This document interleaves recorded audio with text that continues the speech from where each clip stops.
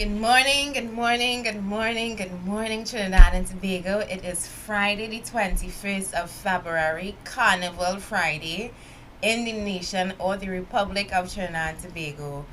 And we are all gearing up for Carnival. Good morning to my co host on a Friday, Mr. Yes. Anthony Dufour.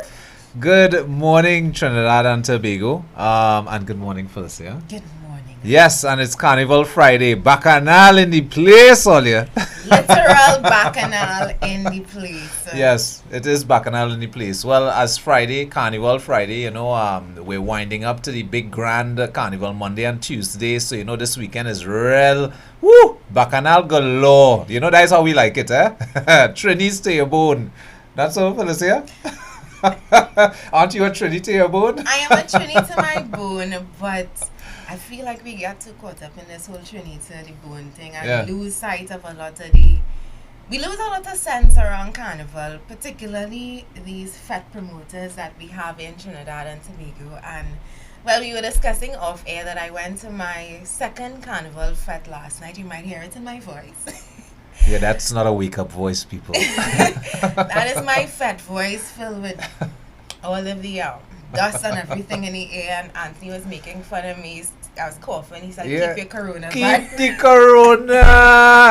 Yo, listen, Trinidad, don't get vexed with me. Sorry. No, listen, that's really the dust. Please, I hope it is. But from moving into kicks into seriousness now. I am a fatter. I like Carnival, love it, but every year that it happens, I swear to God, the madness just gets worse and worse and worse. I have friends who live abroad, come down for Carnival, and they experience firsthand what we live on a day-to-day basis in Trinidad and Tobago. Now, you are a man who understands traffic. You're a man who have undergone and detest it. And detest traffic. Yes. Last night, I don't know who are the people responsible for throwing fetes in this country, but clearly there's no logistics, there's no organization, there's no collaboration, because in a part of the island that only has one way in, one way out, Carenage, there were 3 fetes last night. Wow. 3 fetes. It took us 2.5 hours to get to the fete. What? What do you say? This was Beach House School of Fete, and it was the last one at the end of the island. It took us 2.5 hours to get to the fete. We spent 2 hours in the fete, and then it took us 2.5 hours to get back out of the fete. When I woke up, it was about 2:30. I put up as my status, do I sleep or do I stay up for the show? I took a little cat nap to come to the show here today. But I have to say, I don't know who are the people responsible again for planning and collaborating these things, because it was absolute madness. And then, of course, you had those with the blue lights who decided that they wanted to make things worse. Yeah. And of course, they make things worse because they come with their sirens pelting down the road. I don't know who they have. If it's artists, if it's just regular people, I don't know. But they are pelting down the road, and everybody who is stuck in traffic have to pull to the side and make room, and it was madness. I have to say, if I had to rate it on a scale of 1 to 10, if it was worth it, I would say it was a 4. It wasn't worth it. I mean, I do these things because my friends are here, they want to experience a Trini Carnival and all of that, but again, there are so many other places to have fetes, and I don't know what people think, and I don't know who are these promoters. I think as management is an issue where management is concerned, simply because, like you said, a really good point. The logistics side of things, where the promoters are being in contact with, let's say, the traffic branch and the police service, indicating that we have these events. Even the police service, for that matter, knowing that there's 3 events taking place down in Chaguaramas side, knowing it's a one-way in, one-way out scenario, is a matter of putting proper traffic management rules in place, having the personnel on the ground managing the traffic where the intersections are, especially where the event is carded, simply because you have problems where parking is concerned, people stopping in the middle of the road waiting to get a spot, and it's total chaos. So I understand exactly what you're saying, where the the logistics part of things are concerned. Because again, if it's a season we're having that we know we have every year, this is not the first time we have an event down in Chaguaramas. Exactly. But the worst thing is that we have traffic on a regular when you try to get down there. Add 10, 20,000 visitors to the island. Chaos. Chaos. Yes. And that's what it was last night. It was chaos, honestly. When we left, we did not drive off. We sat in our cars for at least an hour. We didn't actually move from our spot. Best to have a tailgate party. Best we had a tailgate party. Have a lime in the road. Have it. Because they spend more of your time in the road than in the fete. It felt So- no, it did. And that's the truth. We did spend Yeah, more because if it's time. 2.5 in and 2.5 out, that's 5 hours just in traffic, and you spend a whopping 2 hours just to do what? To drink 2 drinks and say, hey, I was here. Hi, guys. Bye, guys. And then back in traffic. That's insanity. It's honestly what it was. And I had my friends, some of them who not from here, asking me, is this what Trinidad is like? Is this what facts are like? I say, no, not all of them, but this is also how mismanagement seeps into the culture. Yeah. We don't expect it to, but it does. Well, very true. And I mean, we just even touched on the coronavirus whole scenario that's taking place globally. And, it's a big concern for me, and is why I myself personally have not gone out to events this season, simply because I have not seen the state taking certain measures, putting things in place. Look, we had a cruise ship come in just the other day, and I think it was from somewhere from Asia, if I'm not mistaken, or the passengers were predominantly Asian. Really? And they came on port, and there was no protocol for screening for anything. It's like people come off, go do what you have to do, man, and run around the place, and that's it. But weren't we boasting that we turned away a ship about a week or 2 weeks ago? We were, and we were saying, What kind of ship? A Prerog? It was another cruise liner, and I remember the headline saying no entry into Port of Spain or something, into Trinidad and Tobago or something like that. And everybody was saying, oh, and praising the government, but clearly that was a one-off thing. I mean, Yeah. there was no real plan, and But there it was, is no it's real done plan. by wraps. Like today we would turn away this one, today we wouldn't turn away that one. And one of my visitors who was here, I was asking her what was the screening process like, and she said there was a machine to check her temperature to see if she had a fever. But I'm also thinking, if she didn't develop a fever yet, or if she still had the virus, Exactly. what If she just then? contracted it passing through the airport or what have you. I mean, nobody says no. We don't have systems in place right now to determine if you just got the virus at such an early stage. But still, on the ground in Trinidad, what do we have in place to address a possible outbreak? Where our hospitals are concerned, all of our health facilities throughout the country, even the health centers in Trinidad and Tobago, do we have any type of medication available to help pacify that outbreak if it does take place? I mean, what is going on? And the Minister of Health is not putting enough information, in my mind, into the public No, space for the There population. really isn't. There's not much information floating around I got a text, and if you got that text to wash your hands more. Yeah. Well, I mean, it's a start. I can't knock them for that, because at least they put something out there, and hey, kudos for that, Minister of Health. But really and truly, you guys could do a whole lot better in bringing a lot more information to the public. For Really and something truly. that's serious. Yeah, and for this time of the year At this too, you time. have a possible 20 to Yeah. 50,000 foreigners coming into the shores of Trinidad and Tobago during this carnival period. And yes, we have a great potential in having close to $500,000 contributed towards our GDP, or as far as what we can make here as a nation, having these foreigners come in. But what is the price for a citizen's life? And I asked that question when the outbreak first came out. People are saying, let's just do this. Let's just let the people in. We can't just stop Carnival because it's a cash cow. Basically, it's one of the key times of the year that we make money here in Trinidad and have some level of foreign exchange coming into the country. But in the same breath, are we going to categorize or quantify that possible $500 million for a human life? Far less. That's just one life. it's not so much money, but again, I totally get what you're saying.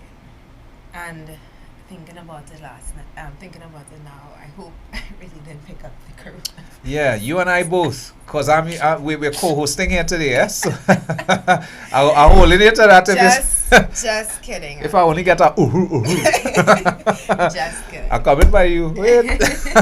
No, but it's real, Trinidad. And you know, we have to be a little more proactive, and that's all we're saying. You know, we're not knocking anything, and we're not saying that yes, we are gung ho on shutting down Carnival. No, we are not. Look, our Carnival baby is right here. Pretty proper precautions. What the proper in precautions? place. Exactly, Yeah. exactly, and Totally got you on and that is what's going to make a whole lot more sense in my book. So you know, Trinidad and Tobago, just be very careful while you're out there. I'm not saying not to go have fun. Go have your fun, but still be very wary and be very careful. That's all it is. Indeed, and for those who fretting after today was my last night was my second and my last.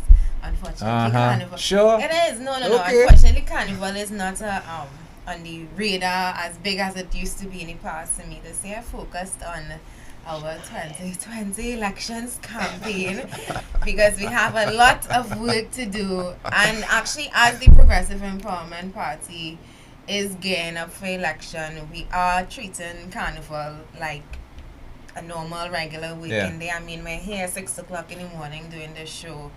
We will be at our Barataria office tomorrow having meetings. Yes, on Our Saturday. New York team is having their soup sale. I'm Hey, plugging them early today. that's They're right. having their soup sale tomorrow. Contact Denise Xavier.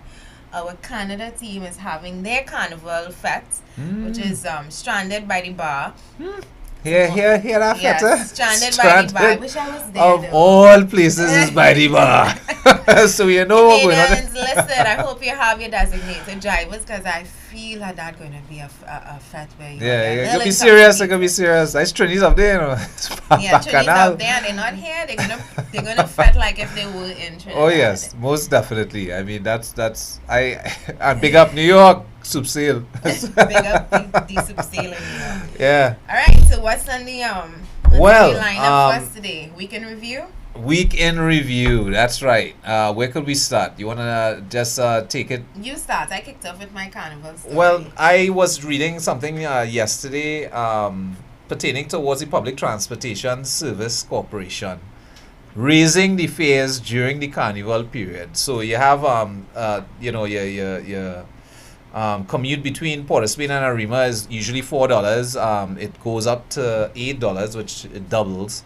From Port of Spain to Chaguanas was $6. It's going to be $10. San Fernando to Port of Spain was $6. It's going to be $10. Port of Spain to Dago is $3. It's going to be $5, and so on.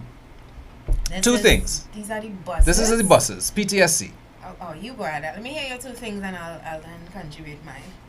My issue with that is, one, publicizing it for the public in sufficient time, not just dropping it. I mean, you're talking about the week or the week of Carnival, basically.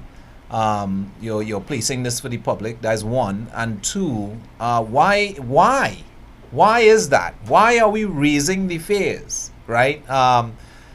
If you have more passengers that most likely would be using the service, it would mean that you are going to be making more money. Your buses is going to be practically full just about every trip. I am trying to wrap my head around it because, again, it's the poor people that is going to feel the hurt, simply because it is the poor people that uses public transportation. So when you have people who are on minimum wage, usually accustomed traveling and taking the bus for the $4 or the $6 or the $3, now having to look towards having that raised possibly twice fold, I think is very, very unfair. Knowing the spending power environment that we have on the ground, especially for the larger part of the population, and again, the key part of the population that is using the service to begin with, because our bus service, our public transportation service is not as efficient to the sense of, let's say, a first world country where everyone keeps their car at home, it's parked in their yard, and everyone uses public transportation. This is not the case. It's literally poor people that's using public transportation, and I think that the state is really putting a level of strain on them unnecessarily.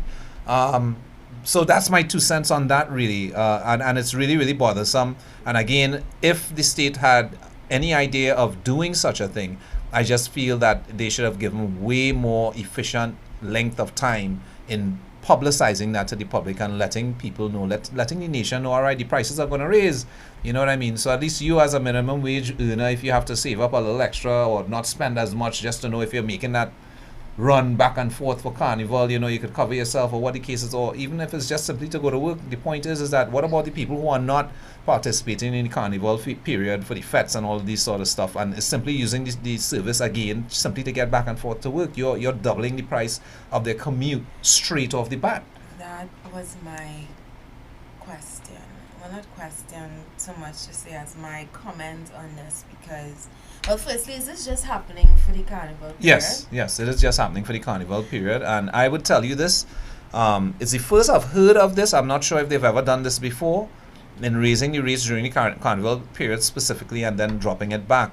But in my mind, I do believe it may be a possible ploy for them to have a census of sorts to see what is the engagement by the population for these new prices, and possibly implement these prices at a later date. If not, just simply keep it as is without having to bring the prices down. And that's how I feel about it as a citizen. You said something earlier, and you hit the nail on the head. You're literally paying almost double the price for an unreliable service.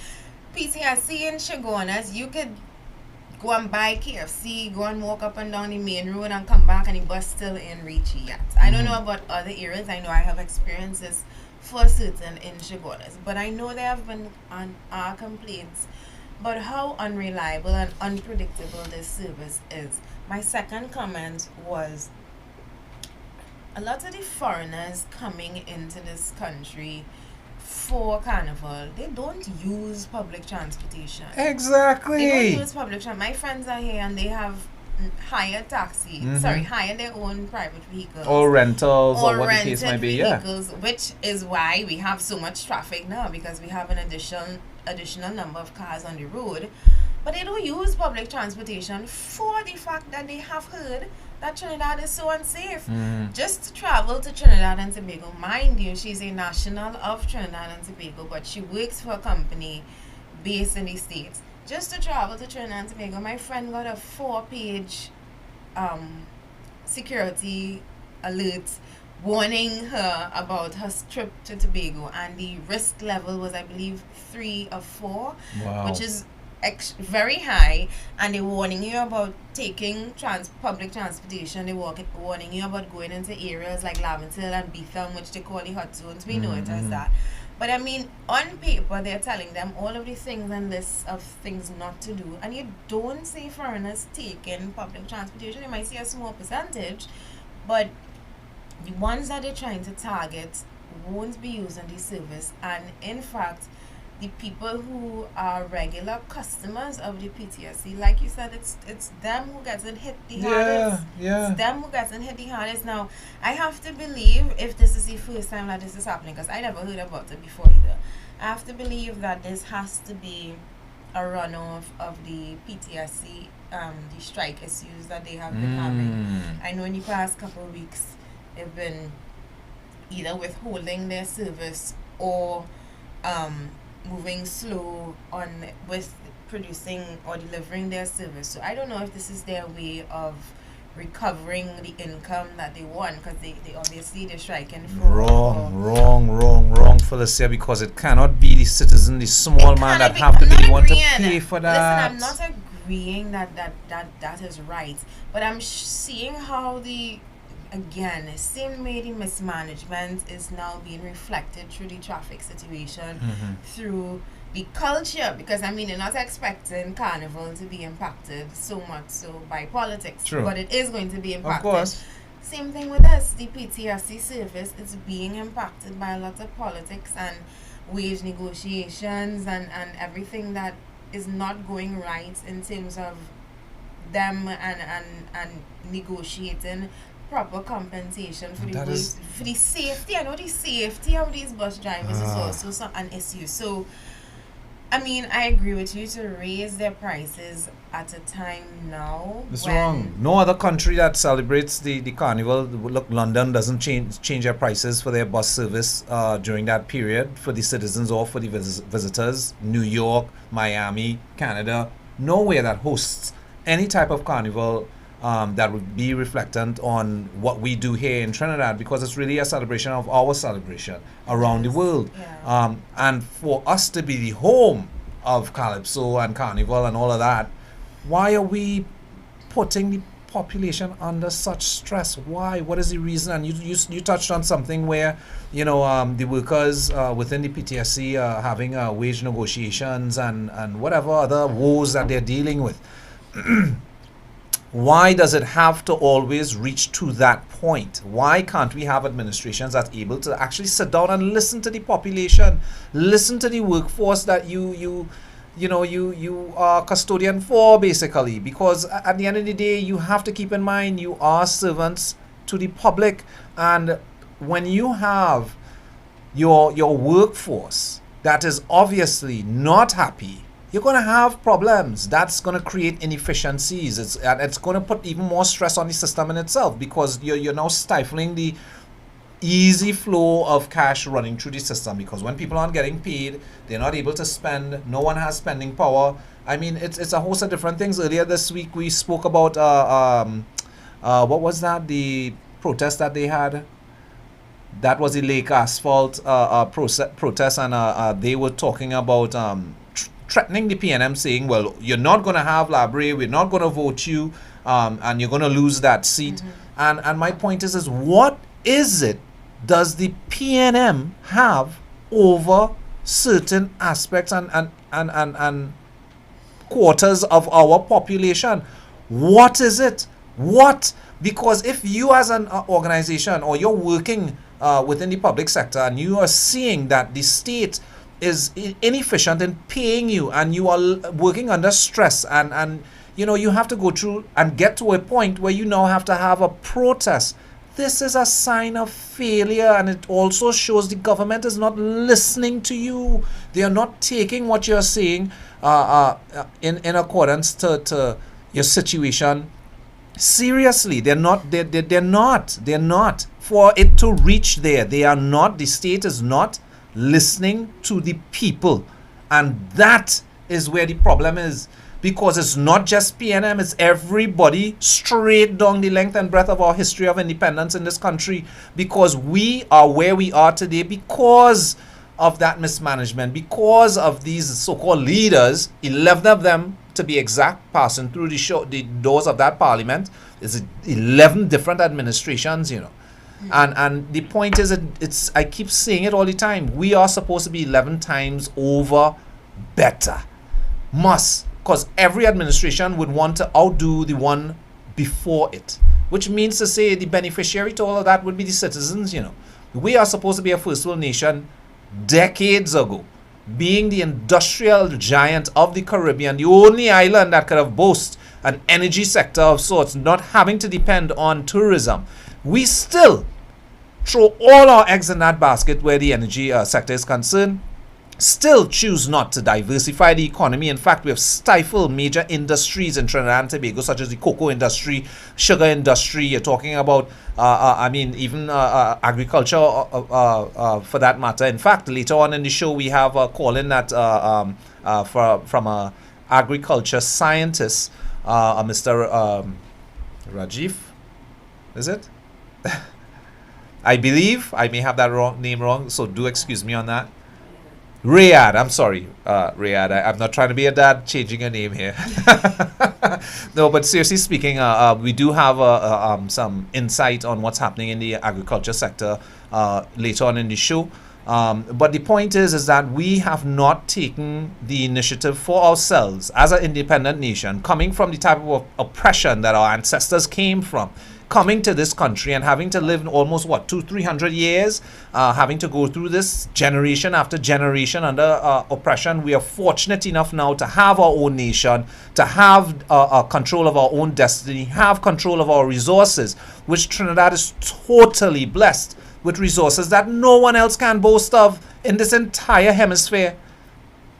And why are we where we are? Why are we not a first world nation? Why does our dollar does not have value? Why does every administration want to blame the other? Why can't we simply look at where we are and chart a course for the future, a future of betterment, a future of development, a future of giving the population hope and opportunity?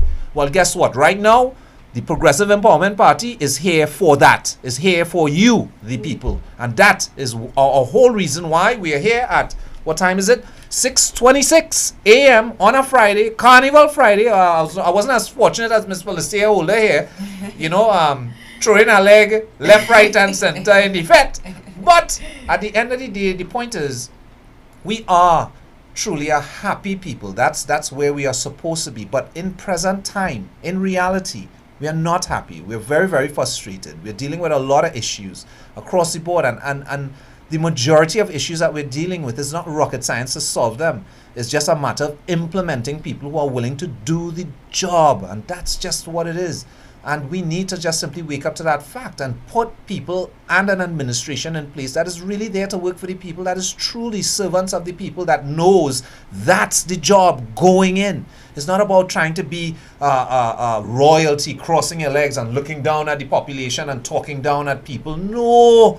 We are supposed to sit back and actually sit and listen to what the population is saying, come up with solutions, and actually make things happen and bring a level of betterment, man. All it don't get my hot and sweaty this hour in the morning, and really, it's Carnival Friday. Eh? It's supposed to be a bacchanal day. Not pressure, but we under pressure. And the question is why?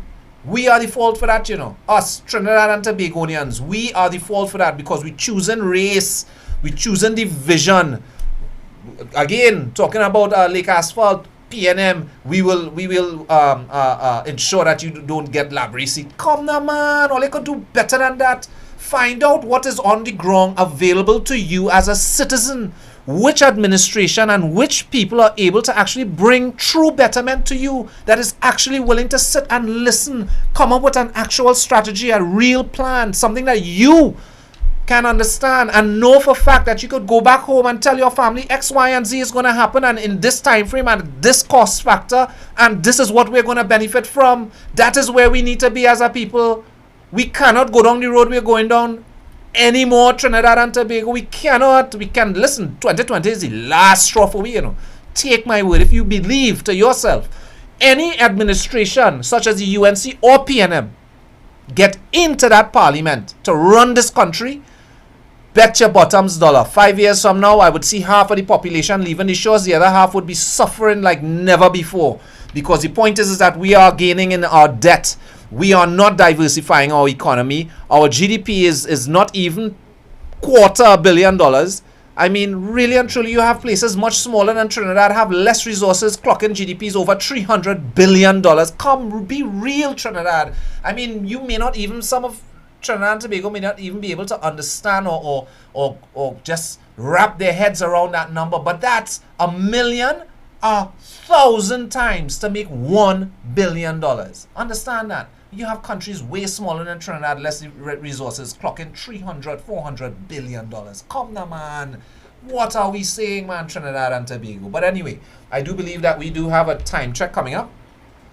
And a break, yes. It's 6:29 right now. Felicia, I didn't mean to just I just went on a little rant there for a second. Darling, you go on your tangent, but I just to add and to back up what you were saying, it's really time that we stop thinking in 5-year gaps. Stop thinking what the PNM going to do for me in these 5 years and what UNC going to do for me in these 5 years. Some people don't even think that far. They think, what am I getting for this election?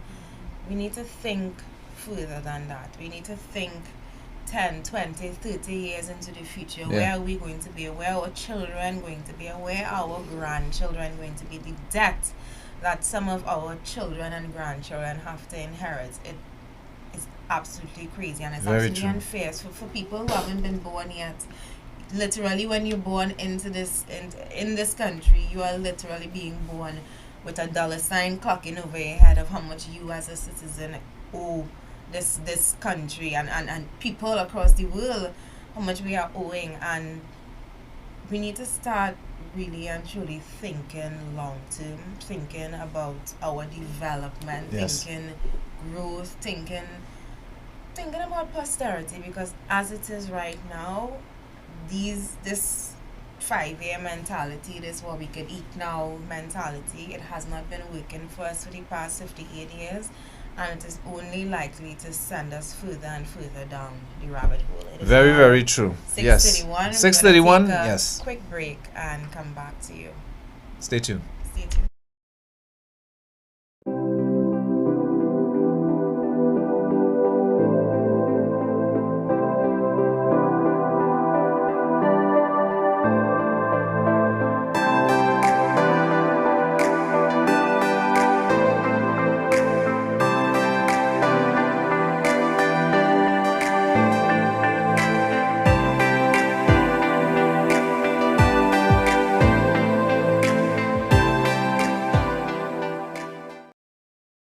Antel is Trinidad's most reliable and technically experienced ICT company, providers of quality structured cabling, Cat6 data fiber and power cables. We also stock cabling infrastructure basket-type cable trays for server rooms and data centers. Antel also installs and maintains video security systems including cameras, alarms and electronic entrance locks for businesses and residential properties. Call Antel 674-1406 or 783-9250. Trinidad and Tobago is in a crisis. For far too long, our people have been abused and silenced by our politicians and the business elite. Just look around you. People are losing their jobs. Crime is at an all-time high. Our justice, education and health systems have failed. We all know the truth behind all that is wrong in our country. Corruption is destroying us. Billions of our dollars are being looted by a small group of business people that use our politicians to divide and distract us. So they can take what they want, leaving us with no hope for a better country. All of this is because we've never had leaders who seek the interests of the citizenry as their first priority. I am here because I'm not taking it anymore. I am here because I am not taking it anymore. I am fed up of politics as it is in Trinidad and Tobago. It is time we elect leaders with the backbone and the love of our people to go after the corrupt, evil elements in our country, hell-bent on serving their own pockets while we suffer. And it is time that we as a nation take a collective stand against wrongdoing. So we are making a plea to the nation to rally behind us. Because our freedom of speech is being threatened by those who don't want us speaking out on these issues. A man that I greatly respect is one of those leaders fighting for a better country. His name is Philip Edward Alexander, and he has bravely challenged the people and institutions that are destroying our nation. To date, he has been threatened with 5 lawsuits for having the courage to ask state agency UDCOT on why the renovations of the President's house cost $89 million.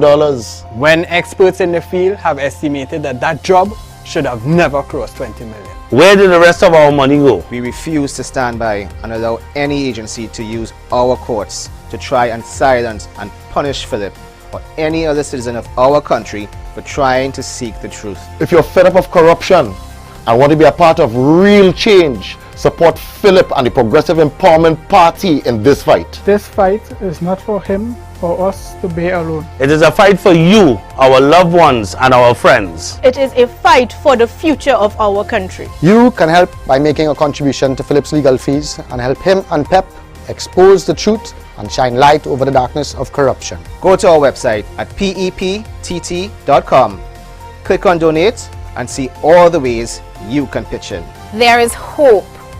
Our country can be saved, but we all need to stand together. My name is Felicia Holder, Chairman of the Progressive Empowerment Party, and I support Philip Edward Alexander and the PEP. I support Philip Edward Alexander and the PEP. I support Philip Edward Alexander and the PEP. I support. I support. I support. I support. I support.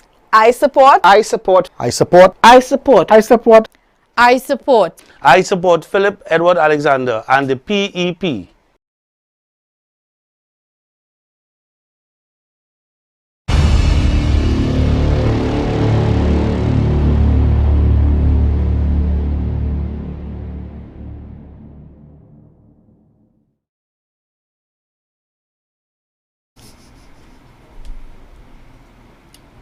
Once again, welcome back, Trinidad and Tobago.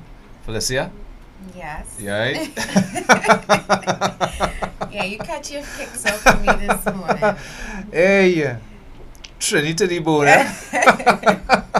Trini to I the had bone. our deal last night going down and fetting down in the west side. When I was on after I left the fete and I went home, because I went home first, took a shower and everything, and I came back out, went on the avenue about 4 o'clock to get something to eat, and I saw one of the guys I saw in the fete, and he passed clearly intoxicated, and he passed back. He's like, wait, you were that girl in Beach House? And he watching my clothes and everything. I'm like, yeah, it was me. I'm like, oh, you changed. So yeah, I did. I said, I do a morning show. He's not from me as a foreigner. I said, I do a morning show in the morning. He said, oh, really? Where can I tune in? I said, Facebook. But 9 out of 10, you're going to be better asleep in your bed. He Facebooking in the bed right now. Facing the pillow. Definitely. But yes, another thing I wanted to actually touch base on real quick was the Prime Minister is carded to leave Trinidad for a checkup in April. Is this where we're supposed to keep him in our prayers? I don't know why. I have a real problem with that, you know. Really? I have a real problem with that. I feel lighter when he's gone. Well, I would be extremely lighter when he's really gone, like out of Parliament. Yes. Good one. You could travel anywhere you want in the world, brother. Indeed. Use your own money. On your own dime. That's what we're talking about, not on the public purse. Because I think that's really unfair. You have your Minister of Health, and I think you should have had a very serious talk with him, Mr. Prime Minister, and ensure this man was able to take at least a better chunk of our, how much is it, 7 billion a year on the health sector, or 5 billion, it's one of those numbers. To have that really implemented properly within the system, so our ministers can actually get their health checkups right here at home. I mean, why are we not emphasizing that? Why? It gets me angry, honestly, every time I have to hear about a government minister, a prime minister, Maxi Coffee, anybody traveling abroad Felicia, to use public health. So when our health minister, Terence Yalting, when he says that we have one of the best healthcare systems in the Caribbean, it's upsetting. It's upsetting because then if that's the case, do you use it? This is it. Do you use it? Why is our Commander-in-Chief, the Prime Minister of Trinidad and Tobago, in every instance, at every chance he gets, having to do a medical, is leaving the shores of Trinidad and Tobago to go outside? Why is that? Is it that our doctors aren't good enough? Is it that we don't have the right machinery here or technology in Trinidad in our health care systems? What is it? What is the reason? Is it that, what is it? I just don't understand Trinidad and Tobago. How is it not good for our ministers to go through the system of the healthcare system? And why? I just, again, a headache thinking about it, because it's our money that they are using to do that outside, to go wherever in the world and have their checkups and do all of that. We are not fortunate enough to have such a thing. Especially, look, I've seen so many stories with little children having to have critical surgeries and so on, and asking for help, asking to get assistance from the state, and salt, nothing but coffee. Could I go and get 3 million of we money? Just so cock up in a hospital, nobody in business, right? We couldn't even get good footage or get even any kind of respondence from the man or anybody associated to him for that matter for months. For months, we spoke about that. The Progressive Empowerment Party, Philip Alexander, was the first man to bring that into the public space and shine it up. Nobody to date has been able to answer that. Nobody, or give any justification towards it. So why does our citizens still have to suffer the way that they're suffering, and we spending all of this billions of dollars every year, every year. but we still don't have enough beds. We still don't have enough medication. We still have to stand up in front in the emergency room. You bust your big toe. You can't get a Panadol. You can't see a nurse. You can't even see a doctor. But you're there for nearly 24 hours in the hallway. And what about the people who getting health appointments for Months and not just years. Months, Anthony, years. There's somebody who got, and they posted it on Facebook about a week ago, that got a health appointment for 2023.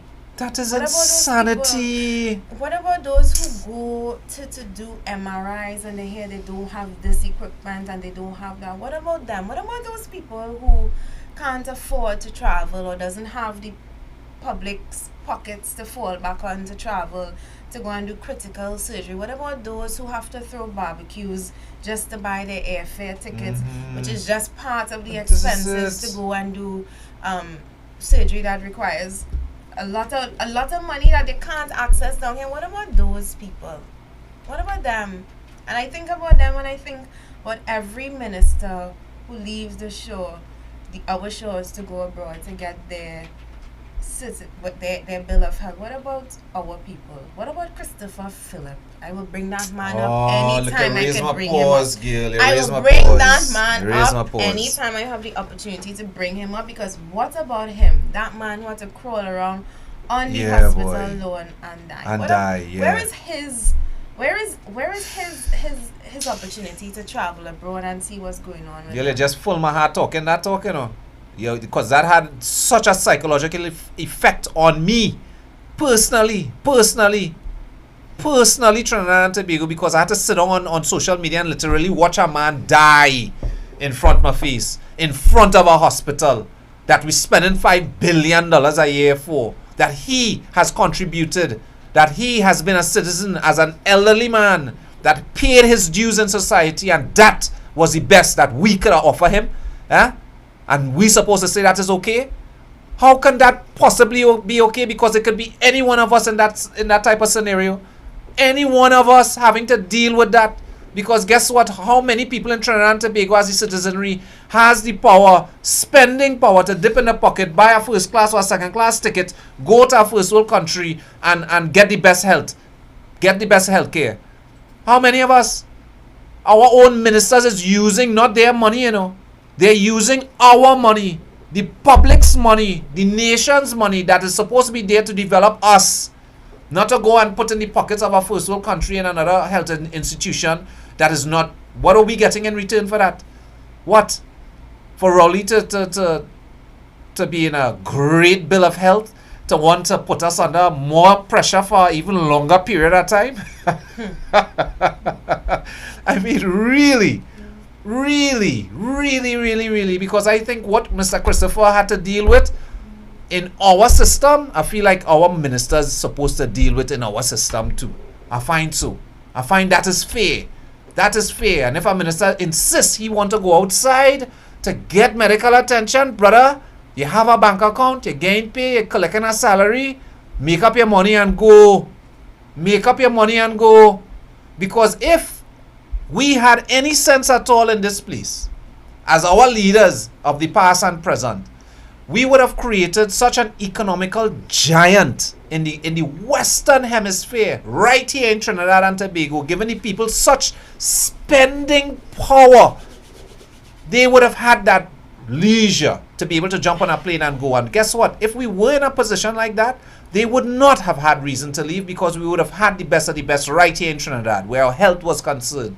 Our healthcare system would have been one of the top healthcare systems in the world had it been approached and applied and invested into and developed right. None of our leaders have taken that as an initiative. None of them have taken that and put focus on that at all. But we are also to blame. We are to blame because we grumble about it. Oh, look, he traveling again. All of that one going abroad again. But we should be rioting. We're supposed to be rioting, not violence.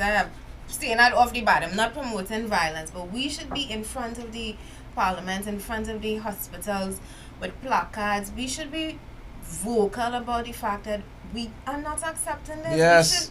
We are saying we are not accepting the fact that we have our government ministers, the people we put into office, being able to treat themselves to first world healthcare while we have to settle for the crumbs. That's right. And be told that this is the best. We know this is not the best. We have experienced it. So many women have lost babies in the hospital. People have lost their lives in the hospital. People have waited. In terms of critical illnesses, I watch a hairdresser, mine wither away from a healthy woman into nothing, into literal nothing, and had to attend her funeral and wonder, how is this the same woman that I saw 6 months ago? Because we don't have proper cancer treatment in this country. Cancer is one of the most aggressive diseases, and down here we treat it like today for tomorrow. We take our time with it, and again, we should be the ones angry. We should be the ones telling our government ministers it is not acceptable that you get to travel and that you get to go abroad and deal with your health issues while we have our people here who can't even get a hospital appointment late. Well, granted, I understand if we don't have certain things available in Trinidad for something extremely complicated that you may want to find professional help which may reside off the shores of Trinidad and Tobago. This is totally understood. But you can't tell me the Prime Minister of Trinidad and Tobago is going to have a checkup and you're going abroad? That is failure right there. Imagine if he had to go to get that in our healthcare system. Boy, I wish he had to go. I wish he had to stand up and line up and sign his card. You making joke. No blue lights in the hospital, no partner. No blue lights in the hospital. The same line we citizens had to stand up in is the same line you had to go and stand up in. Let me see how you go deal with the situation at that point. That is the only thing. Having our ministers have to go through the system as the citizens have to. It's the only way these said ministers are actually going to do the job, to ensure a level of real efficiency. Where a man don't have to stand up no half a day in the medical system or even the emergency room for that matter. These are things that will be taken care of within minutes of entering into those institutions. And that's where we need to be, because me living in a first world country years ago, I remember going into the hospital. I remember having certain situations take place with me, and I was taken care of and treated right away. That is what emergency room means, right away, because it's an emergency. There's no sitting in line or sitting in the hallway for hours on end, possibly for a day or two before you could even get assistance or help or even medication for that matter. No, it's not like that. And we are really stupid for ourselves to tolerate this for so long, for so long. Really, Trinidad and Tobago, we have to wake up. We, the people of this country have to wake up, and we have to understand. And what are we waking up to? To our worth. To what we are actually entitled to as citizens of this fine country, Trinidad and Tobago, that is blessed with things that no one else could talk about. We are the beneficiaries of that level of betterment. We are supposed to have much better than what we have. Spending power, healthcare, education, security, you name it. We are supposed to be the best of the best. We know here at the Progressive Empowerment Party that we can be the best, and we can and will make it a reality. Put us, man, give us a chance. Give us a chance is all we're saying. We've done and given everyone else a chance, and no one has done anything for us. No one has actually put focus and brought that betterment really and truly for the people of Trinidad and Tobago. Giving the power back to you. Giving the power back to you. Because one of the first things we plan to do is recall. Correct? Indeed. Getting into office. That means the Progressive Empowerment Party putting that in law. Guess what? It means we will be the first administration being exposed to that. Which also means you can fire us if we are not performing for you. If we are not standing on the grounds of what we said within our manifesto, within the timelines, within the cost factors, within all the variables to bring that betterment for you. If you don't see it, you can get rid of us in mid-flight. So don't think that we are going in there to try to pillage the economy and the treasury, because we know for a fact it have no damn money there. The PEP is not another poppy show. Correct. It's not another waste of time. pull together, slap together cabinet. We have plans, policies, ideas to fix all of the nonsense that we discussed this morning. Healthcare should be universal. It That's should be right. available to all. You should be able to access a basic thing as a checkup. You shouldn't have to wait and get appointments months from now. You should be able to have the same healthcare service that our government ministers are entitled Correct. or feel that they are Correct. entitled to, because we as citizens, we as stakeholders of this country, we That's are right. very much just as entitled to it as they are. And it's time that we start seeing ourselves as first class citizens. And I Very think true. for too long we have seen ourselves as them and us. No, we need to see ourselves as just as good as anybody else. We need to see ourselves as first class citizens of the country in which we were born. Yeah. Well said, Felicia. Well said. All right. So another thing I wanted, you want to have anything you want to touch on real quick as our weekend review? Well, I know today is supposed to be that Cara Beach Festival on Maracas. One with Feta again. No, Just- God, kidding. gosh, come on, no. But seriously though, I see they got the green light to have the fete. But I don't think they have any not stage out in the ocean. Not in the ocean. Yeah. I see they've moved it to the land. That still only deals with one of the issues that many are having with having that True. fete in that location. Actually, I wanted to go to the beach on Sunday. It's a carnival tradition, but I don't think I will be anymore because the fete is being held. Is it today?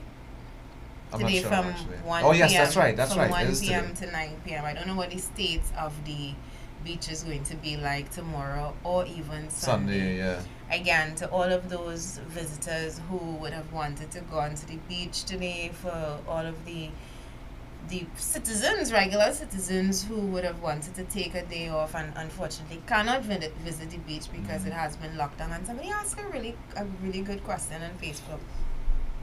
Is it going to be published how much it costs to rent Maracas Beach? Because in that case, I think everybody should be know. able Yeah. to rent Maracas Beach for an event.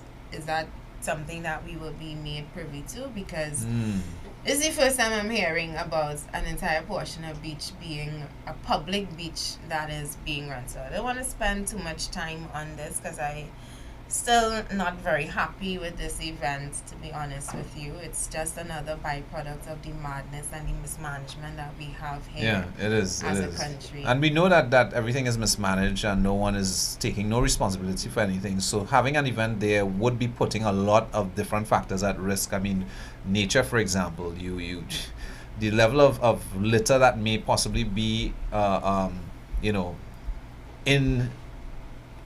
in nature, basically, where our animals will be exposed to that and also be under serious risk. Even regular people. The point is that everything is mismanaged and no one is taking any serious level of responsibility. No one has any systems in place that is efficient to provide just sanity, not madness. So yeah, I would agree with your concern, Felicia, on that event in itself, because if I knew we had proper litter wardens after events that would ensure a clean beach, and we have our lifeguards to ensure that, you're next to the ocean, you're holding a fete next to the ocean with alcohol, and that is in an open basis, to have security protocols in place, to have whether it be police and regular security, ambulance on site, even fire service on site, because you just never know what can possibly happen. And Maracas is so far flung on the north coast. To get protective services or emergency services there would take some time. It is literally doing what they did last night in Carenage, just on a more tricky and precarious road. Yes. Because there are cliffs and landslips and all of And these they have that things. one-way, that road. Did they ever fix? I haven't been up in Maracas for a hot minute.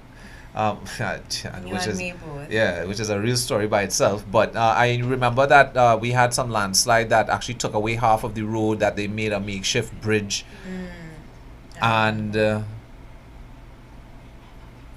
they never fixed it. Or I'm just being told that they never fixed it. So you're talking about having a one lane, which is basically a bottleneck for traffic to stop, allowing some to pass and some to move. And look, it's going to be total insanity up there, going up there, you know. I'm not one of those people who would wish bad because it's not something I agree with, because I really just hope that everything goes well. Not for the sake of the promoters or anything like that, but for the sake of the people, who yeah. are visiting, for the sake of the residents in the area, and for the sake of the animals that are in the surrounding areas of this Karo Karo Beach Festival. If you know you're going to this fat people, you bought your ticket, you didn't know what it was going to be, you don't want to sell it, I just advise you, please be safe, just drive carefully.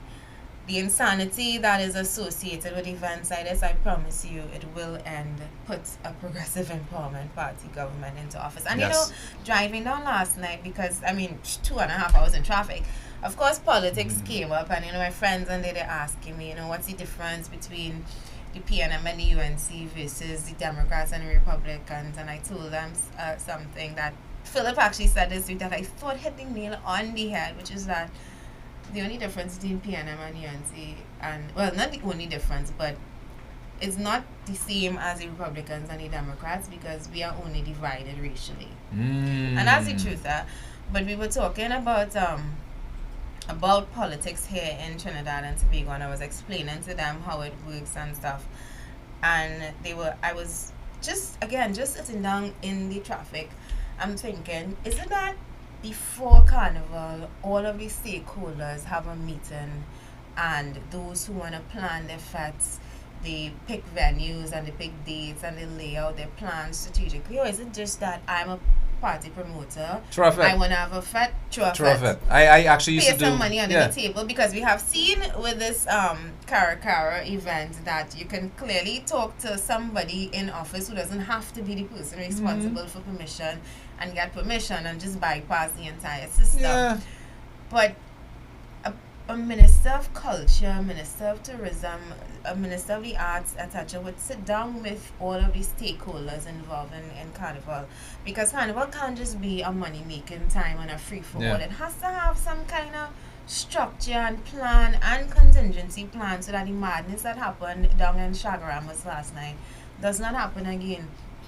Were I the Minister of Culture and the Arts, I would be having meetings with stakeholders a week after Carnival to do a post-mortem. And when I say the stakeholders, not just the band people, the band leaders and the mass camps, but actually the police officers. I'll be having a meeting with Gary Griffith and his police officers. I saw a couple women police officers last week in Firefight. These women, they work so hard, and shouts out to all the police officers, all of the fire officers, all of the animals that are involved, because a lot of what do you call those dogs?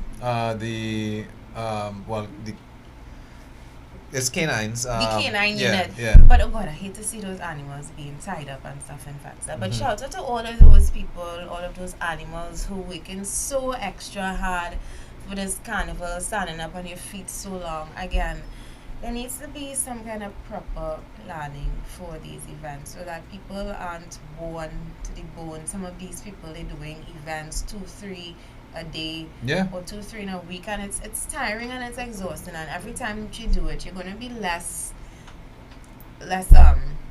attentive to what you're doing, and we're human beings, we get tired. I think Carnival cannot just be about making money. It has to be, you have to think about the people who are involved, the service providers as well, who have to put out so much energy, so much work behind making what we know as a fact. You're absolutely right. You're absolutely right. Time it is 6:59. 6:59. Whoa. Okay. Time is flying. Yes. It's Carnival Friday, Bacchanal Friday. Oh yes, Bacchanal Friday is right. And Felicia brought the Bacchanal early this morning. I brought the Bacchanal early this morning. So yes, it is 6:59. So it's our time check. It's a few seconds away from 7 o'clock. We're going to be going into a break, and we have Mark. But before, well, he's not here yet. Oh, he's not. He is? He is. He's here. We have Okay, Mark Rees is going to be joining us. Yes. As well as our deputy political leader, Lima McLeod Wilkinson, who is also the head of the Women's Arm. She's starting her segment today. Yes. The Women's Corner, and she's going to kick off with us on the show and hopefully soon run her own show on a Friday. So you may not be seeing me and Anthony on Friday for much longer. Yeah, very true. She's actually gearing up and systematically bringing it into a fray where we can put some serious highlight on women issues that women are dealing with here in Trinidad and Tobago, and actually not just talking about the issues, but presenting real solutions towards these issues. So most definitely, Trinidad and Tobago, do stay tuned.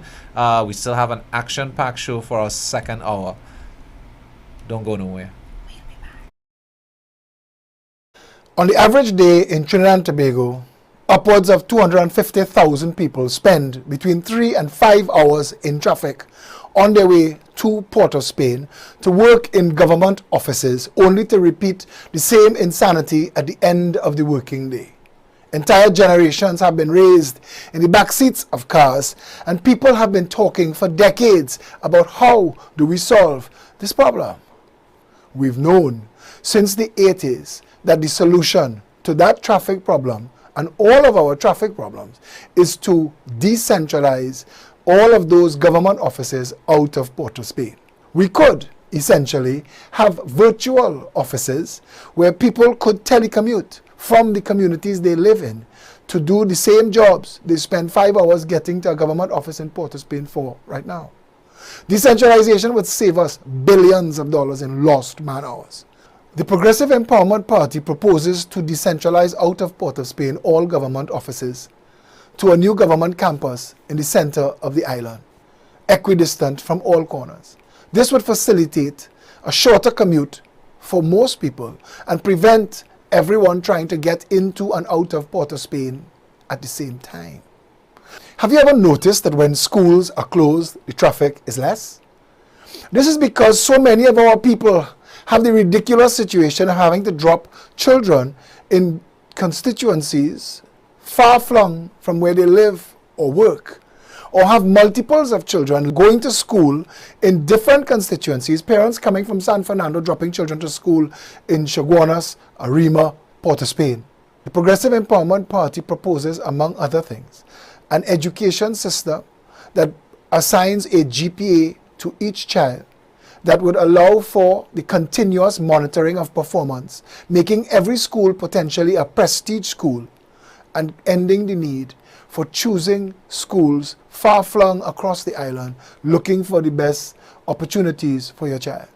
If all our schools operate from under the same Ministry of Education, receive the same funding, are guided by the same syllabus and curriculum, how then do we explain some schools being prestige and others not?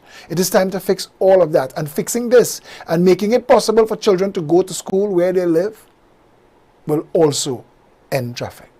Between decentralizing and zoning of schools, all of that cross-island traffic that caused so much problems for so many would be gone. Isn't it time that we opted to operate this country more like a first world nation and less like a backwater banana republic? Why would we need to inflict so much misery on so many when the solution is so simple?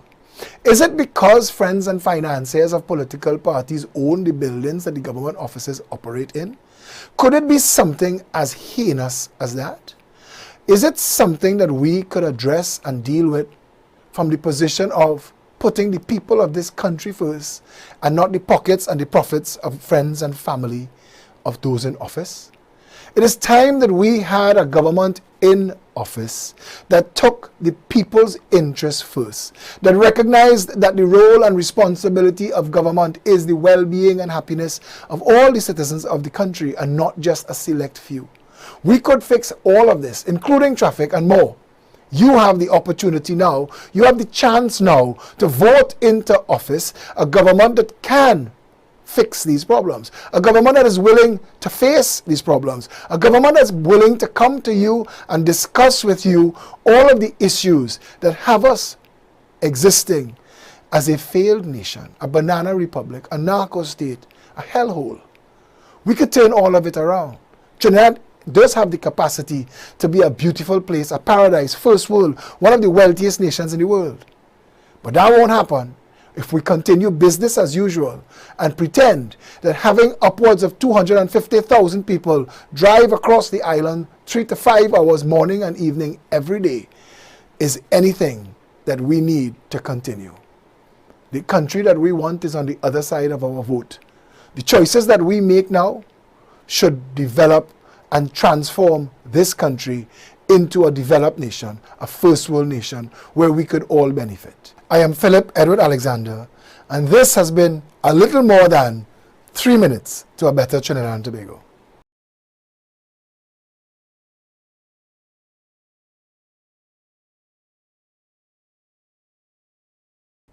Despite the security and convenience advantages offered, many have opted out of the formal banking sector and have chosen instead less traditional means of saving their money.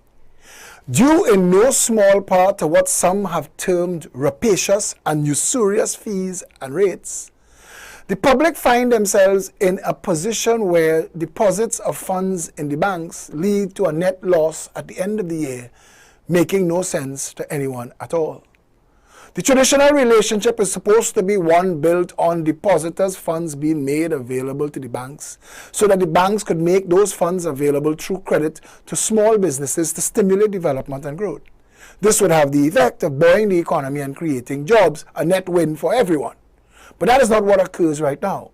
The absence of banking service regulations creates an environment where the banks could do as they pretty much damn well please, leading to where we are today, money warehousing. The Progressive Empowerment Party advocates for strong financial service regulations, including setting and determining banks' lending and deposit fees so as to create an environment where the banks can continue to earn fantastic profits as they do right now, and also protect depositors from overzealous profiteering banks. Deposit fees, cash checking fees, over-the-counter fees, ATM fees, we're one step away from banks charging appearance fees. It is ridiculous, and someone has to speak about it. The public does not know who to turn to. The Financial Services Ombudsman seems to be a myth.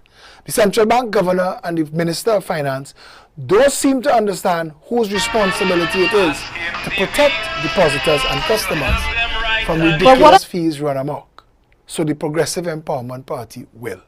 We are engaging this conversation with the public, hoping to get the banks and those in government presently to do their jobs. If not, an election is around the corner. Vote the Progressive Empowerment Party into office, and we will ensure that while the banks are free to make all the profits they want, they will do so servicing and respecting the customers, paying interest on depositors' funds that they use to generate interest for themselves through lending credit, and not have to rely on advantageous fees, leaking funds from customers' accounts. What do you call it when a bunch of companies collude to set prices, fix markets, close off competition, capture regulators, and bribe politicians? Another issue contributing to this lack of respect and service is the closed-off nature of our financial services sector and the lack of real competition among the banks. The Progressive Empowerment Party also advocates for an open market where banking and financial services are concerned. We would create an environment that invites international competition to help bring new, vibrant stimulation into the economy, creating an environment where all banks now have to compete for depositors' funds, creating the environment that we're looking for. I am Philip Edward Alexander, and this has been 3 minutes to a better Trinidad and Tobago.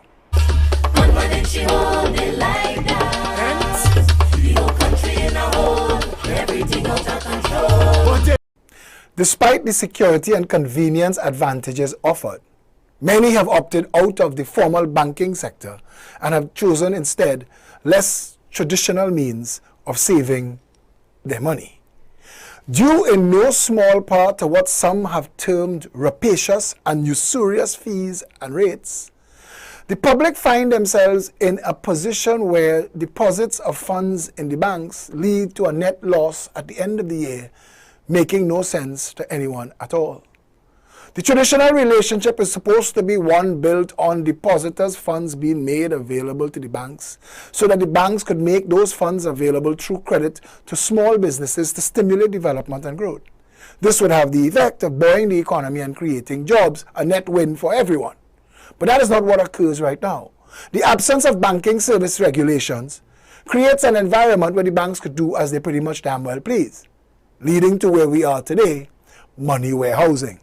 The Progressive Empowerment Party advocates for strong financial service regulations, including setting and determining banks' lending and deposit fees so as to create an environment where the banks can continue to earn fantastic profits as they do right now, and also protect depositors from overzealous profiteering banks. Deposit fees, cash checking fees, over-the-counter fees, ATM fees, we're one step away from banks charging appearance fees. It is ridiculous, and someone has to speak about it. The public does not know who to turn to. The Financial Services Ombudsman seems to be a myth. The central bank governor and the Minister of Finance don't seem to understand whose responsibility it is to protect depositors and customers from ridiculous fees run amok. So the Progressive Empowerment Party will. We are engaging this conversation with the public, hoping to get the banks and those in government presently to do their jobs. If not, an election is around the corner.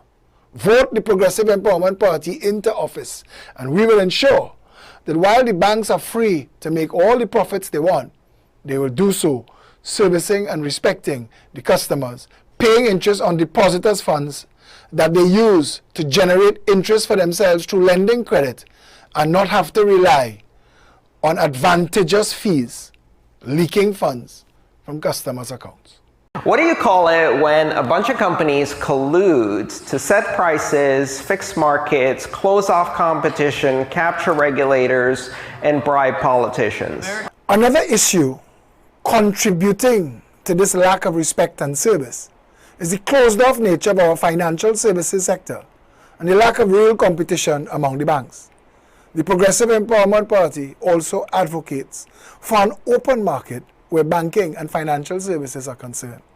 We would create an environment that invites international competition to help bring new, vibrant stimulation into the economy, creating an environment where all banks now have to compete for depositors' funds, creating the environment that we're looking for. I am Philip Edward Alexander, and this has been 3 Minutes to a Better Trinidad and Tobago.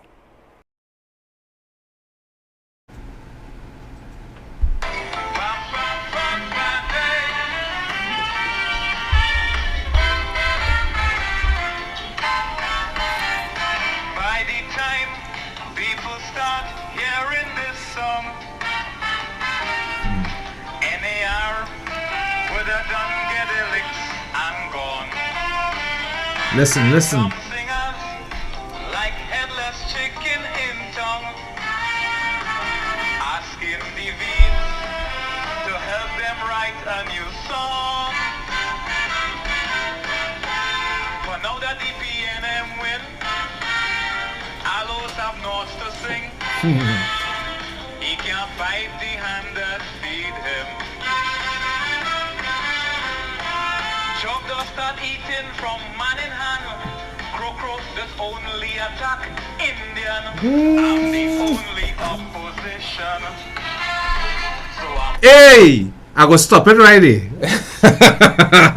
I go stop it right there. I go stop it right there, Trinidad and Tobago. Right? We bring in my partner in one time or what? Let's bring him in. Huh? We have a guest in studio joining us this morning, Mr. Drumroll. Drumroll, please. Actually, no, don't hit the table. Master Control doesn't like when we do that. Oh, yes, yes. Mark Reese, welcome to Pep Talks in the morning. Mr. Mark, how are you going, sir? To be here. Nice. How you doing? It's good to see you again. I know you've been through a little ordeal, but you're looking damn good. Well, you look like you bounced back pretty well. Everything bad that happens in your life is either you win in life or you learn and then you win next time? Very deep thinking on a Friday. I like it. Boy, come out with all guns this morning. Boy, all barrels of boy. Lyrical content. No, but I in fact I would like it to let the public know the whole scenario behind the song that was just played as we came back from the break. All right. So the person singing is actually Watchman. He's a Calypsonian. The song was released in 1992, I believe. That was when Spectacular, when Tommy Joseph was hosting. Right. The reason for the song, as I was explaining to you, you see, there's a lot of different excuses I get when it comes to the topic of Krokro being a Calypsonian and hidden is all culture and it's because that's his race and is people just don't like how he just talk because he stand up against people. And some people was like, he works CPEP, so obviously he can't bite the hand that feed him. And the song is so powerful in different ways. One is because Watchman was a police officer when he was singing Calypso. So regardless, and the thing is, he was attacking UNC and PNM because at the point in time he was like pelting shots at Manning, and he would talk about the Abu Bakr situation, which he would call Robbie, which is Ian Robinson. Right. He was also saying that Pandy Blind. One of his songs is Pandy Blind. So you're talking about somebody who was able to attack both sides while still having a government job and get paid.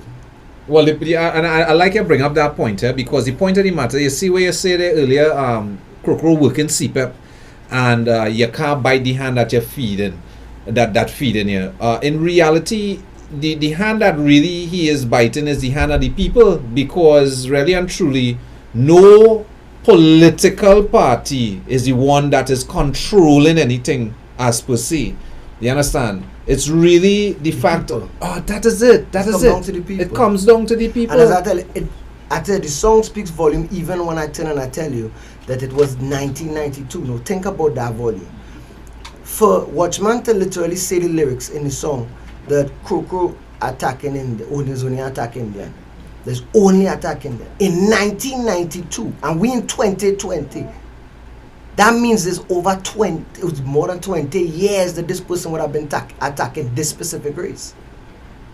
Because that's not from my point of view. This is why it's important to play the song, because I want you to understand this is a fellow Calypsonian that he would have been on stage with at some point from since 1992 that would have dropped this song and stated that not that they're attacking that Krokro is only attacking only being that is the only race you go after.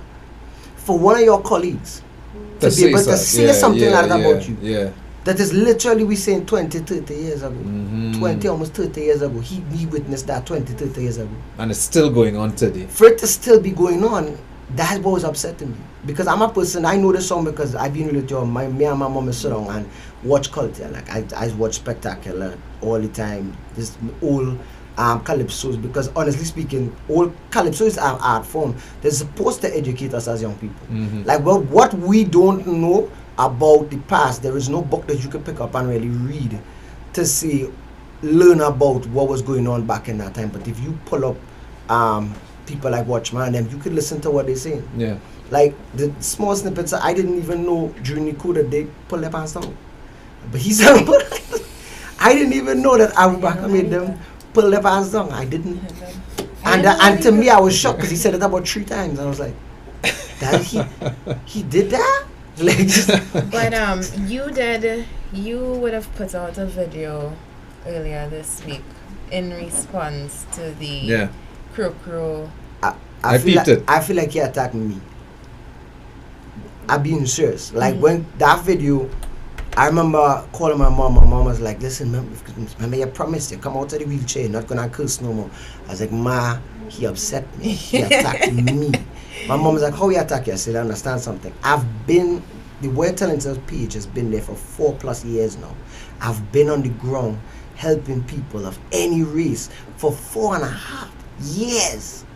I've pushed the ideology of not a party or a race or a religion, but just everybody come together as one human race, and let's just find a betterment. Let's just fix the country together as one, no matter how we look. Just fix it so that everybody can be safe and everybody can eat and everybody can live and have a roof over their head. I've fought for unity.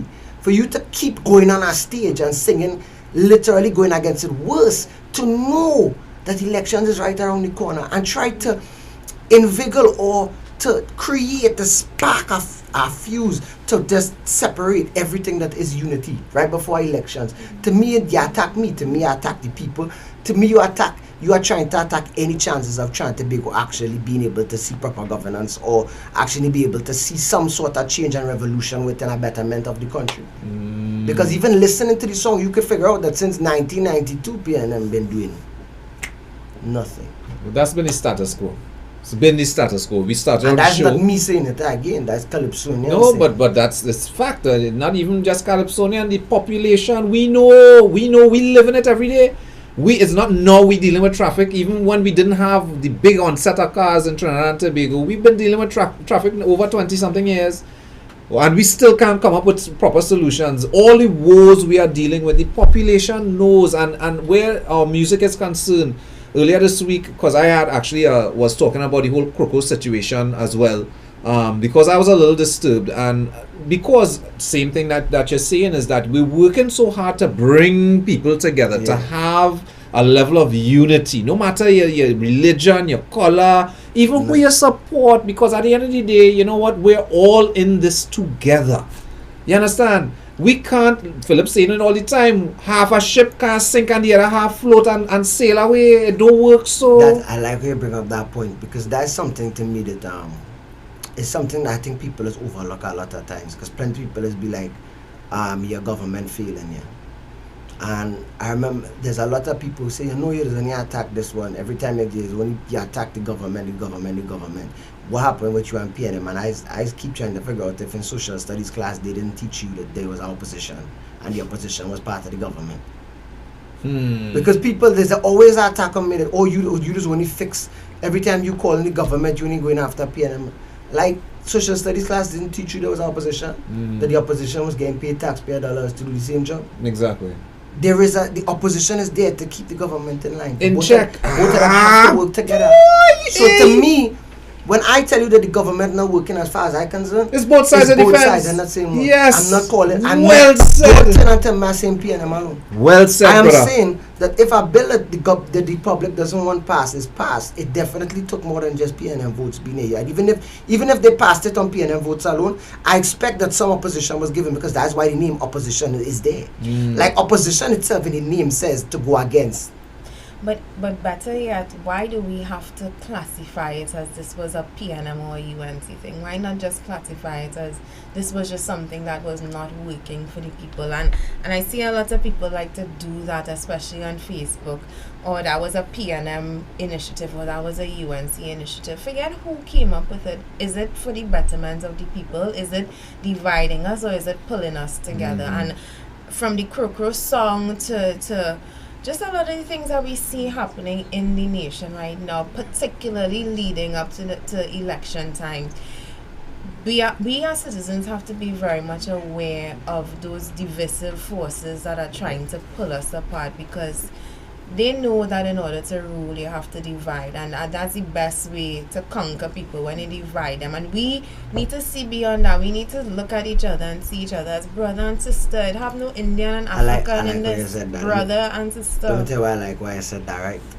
Because I was actually speaking to my mom last night, and I said, Mom, you know, sometimes having child services coming mightn't be that bad. And she's like, having child services coming mightn't be that bad. As I think about it like this, you see, I consider trying to big a child, and I consider it in this modern age that's happening all the time, the modern father fighting, and the accusations is always be your mother fault, your mother, how you gonna have that, give you that ways, and your father fault. I say, you know, sometimes eventually you should reach a point where it's like, if we put the child first, because in trying to be good, that's what we do, we put the child's needs first. If we do reach a point where the father might be in charge, but he doing shipping this, and the mother just leaving it to happen, at some point somebody else had to step in, because at the end of the day, the child's benefit, the child's future is at stake. Now, if we sit down and keep arguing if it's mommy and daddy fault and leave it in the hands of mommy and daddy alone, Exactly. and the state don't allow that. To me, the state don't allow that. From the time they realize it's the child being affected, they take it out there.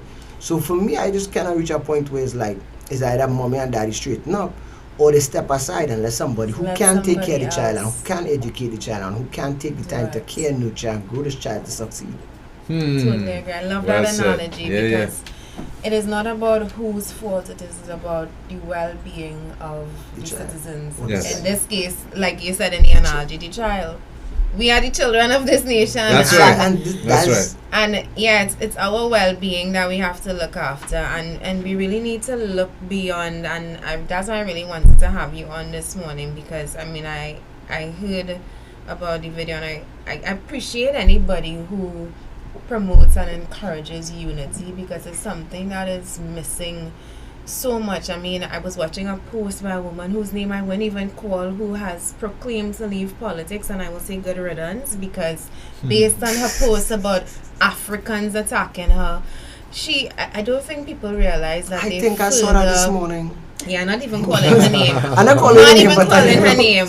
But like I say, good riddance if she decided to bow out to politics, because we don't need people like that. We need people who are interested in promoting unity and strength amongst our people. There are strength in numbers, and the further apart we go, the more they are able to take advantage of us. And again, very much appreciate the fact that you were one of the people who was so vocal about this, and the fact that your video went viral is great, because we need more positive messages going viral. We don't need Krokro's song, and I didn't even talk about that this week on my show, because I did not want to even give him a minute of fame. I didn't even want to give him a minute of fame.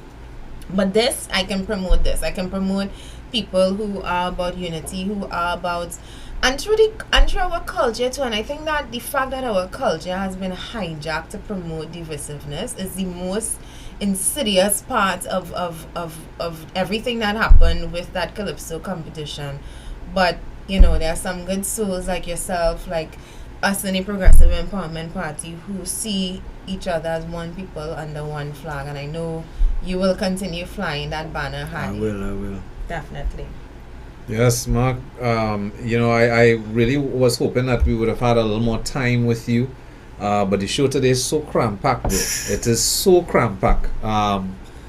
Because we're almost time check again. I would want you to just have your closing comments at this point. But again, I take my hat off to you for what you're doing, and again, being one of the brokers of change and bringing unity in the fray of things, and preaching that without the divisions, without the segregation, without the racism.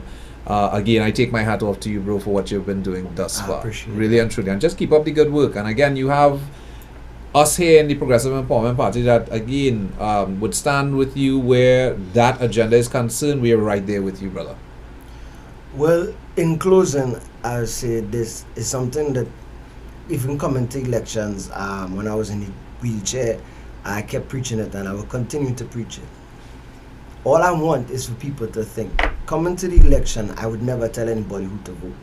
What I'm asking is that when you put that finger in that ink, make sure that you went to this person's rallies, you listened to what they had to say, you picked up all the documentation on what they plan to do. Not just this. Go to everybody. I'm okay with that. I plan on doing that same time, going to PNM, UNC, whoever party it have for your place that you had to vote, you do that. And PEP, everybody, no, PEP and everybody, you go and you sit down, you find out the candidate, you find out the information about the candidate, you find out the background, and you vote for the best person that you think is the best person, not the party. To study the party, to study the color of the skin, do not study where they come from or if they will get backed by. Sit down and think what's the best for your community and put your finger there. Well said. Well said, brother. Well said. And again, I thank you so much for coming down to the show today. We are having our time check once again. It is now 7:30 here in Trinidad and Tobago. And coming up next after the break, 7:29. We're going to take a quick break. Mark, thank you so much for joining us. When we come back, we will have Limma McLeod Wilkinson head of the women's arm and one of our deputy political leaders. We will be right back. Stop Yes. rushing the time.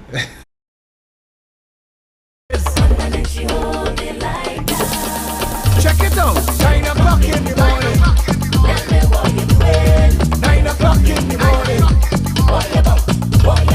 9 o'clock in the morning.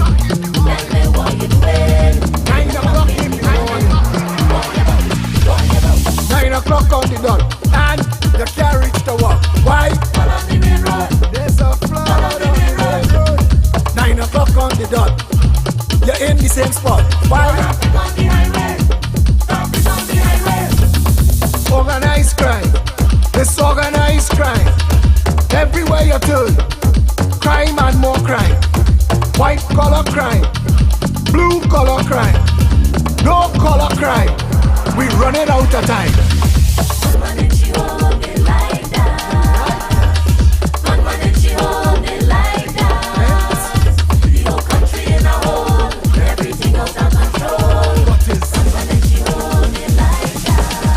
There we go now. 9 o'clock in the morning. 9 o'clock in the morning. 9 o'clock in the morning. 9 o'clock in the morning. 9 o'clock on the dot. No food in the pot. Why? 9 o'clock in the day. You can't see your way. Why? Traffic on the highway. Traffic on the highway. 9 o'clock on the dot. No food in the pot. Bills, bills, bills and more bills. Bills, bills, bills and more bills. Nothing to work, nothing to work, nothing, nothing, nothing to work, nothing to work, nothing to work, nothing, nothing, nothing to work. $3 trillion spent, nothing to show. That's how it go in a land named Trinbago. Check this. Nothing to work, nothing to work, nothing, nothing, nothing to work, nothing, nothing, nothing, nothing, nothing. Public health fail, public works fail, local government fail, central government fail. Nothing to work, nothing to work, nothing, nothing, nothing to work, nothing to work, nothing to work, nothing, nothing, nothing to work. 57 years, tears, tears, tears. 57 years, prayers, prayers, prayers. Nothing to work, nothing to work, nothing, nothing, nothing to work. No bread in the kitchen, no gas in the car, no water in the pipe. Everybody by the bar. Hole in the pavement, hole in your shoe, hole in your wallet. There's only holes for you. Nothing to work, nothing to work, nothing, nothing, nothing to work, nothing to work, nothing to work, nothing, nothing, nothing to work, nothing to work, nothing to work, nothing, nothing, nothing to work, nothing to work, nothing to work, nothing, nothing, nothing to work. She hold it like that. She hold it like that. Your country in a hole, everything out of control. Gunman and she hold it like that.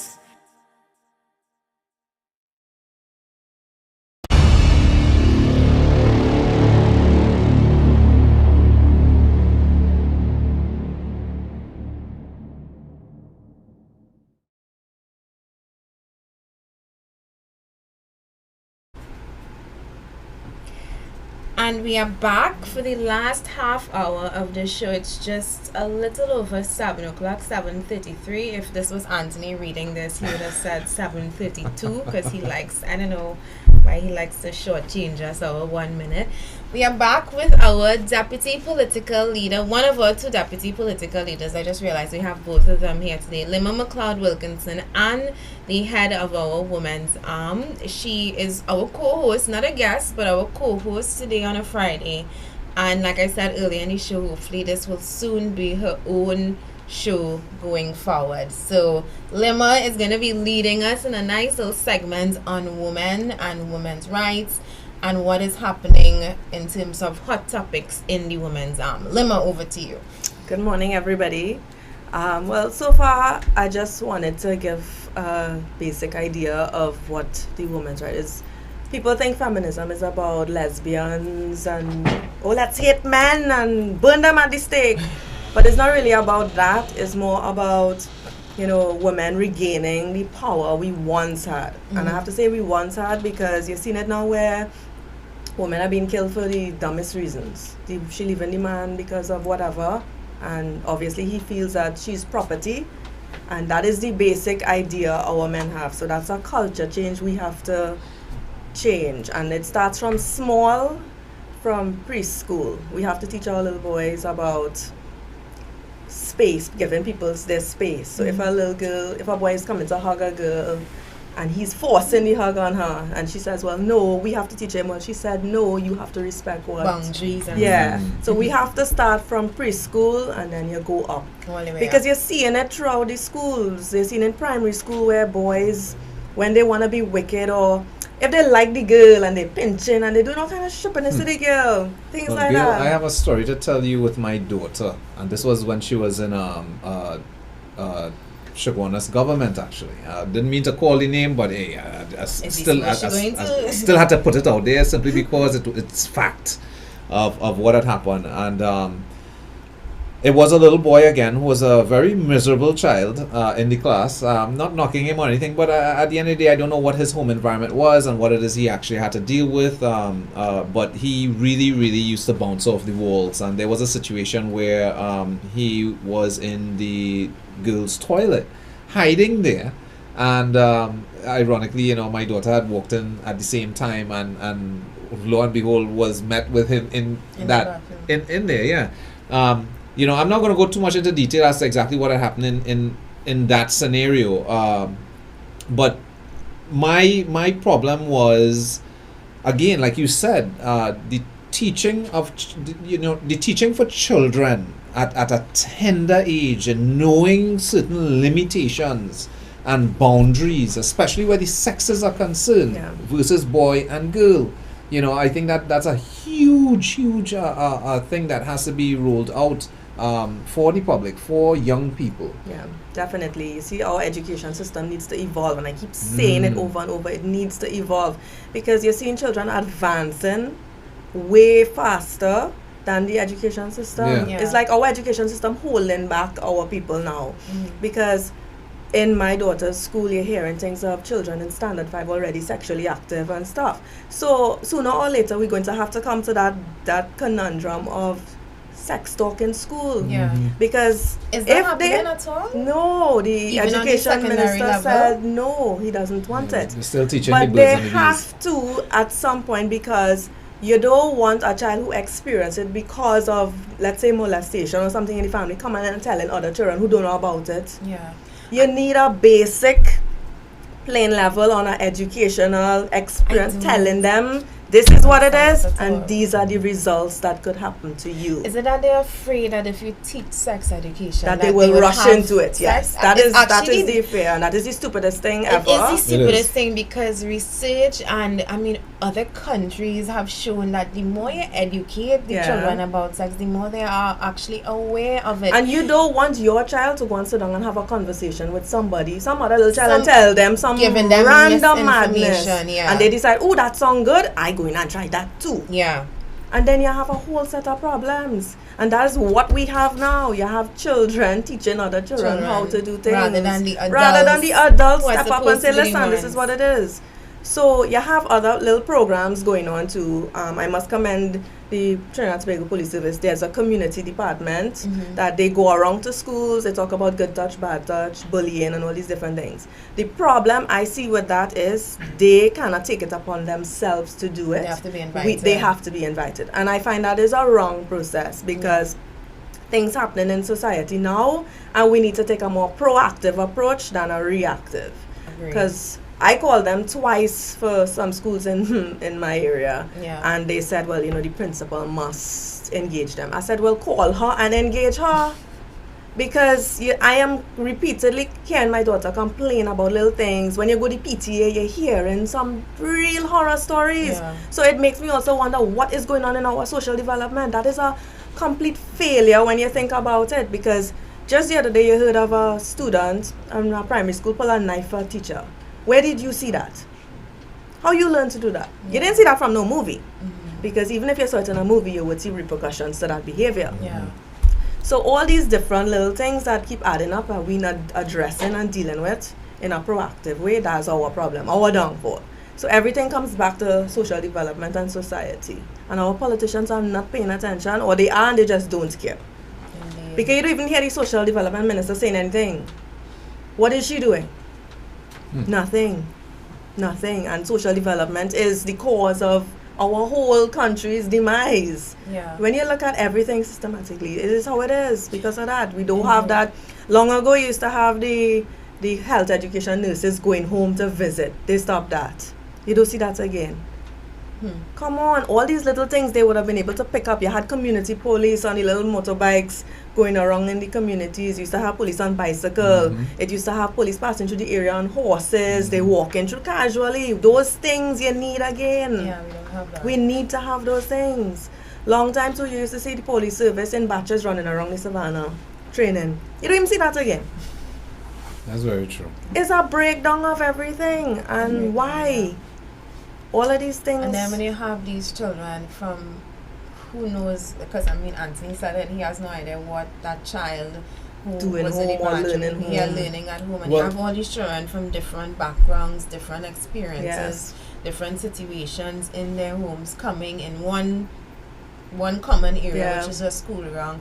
Between 8 and 3 o'clock, you have no idea what What's your going child on. can be exposed Yeah. to, and it is the responsibility of the adults in charge, like the principals and the teachers and the board of education and the minister of education, minister of social development, because these things work hand in hand. Yeah. Educators, We where have all the education guidance counselors and all these social different development things. will dovetail. All of these people are supposed to be the ones setting the right examples and supposed to be the ones And instilling everything best overlaps, values. but the main problem is there's no execution of it. So you will know the problem, you will tell it to the guidance counselor will go to the other person in charge, and then after That's you what- tell that's- everybody who's that's what we responsible, are. That's a part we are nothing a class above happens. society. Nothing happens. To say, well, because you hear issues, and when the principal brings it to the parents do nothing.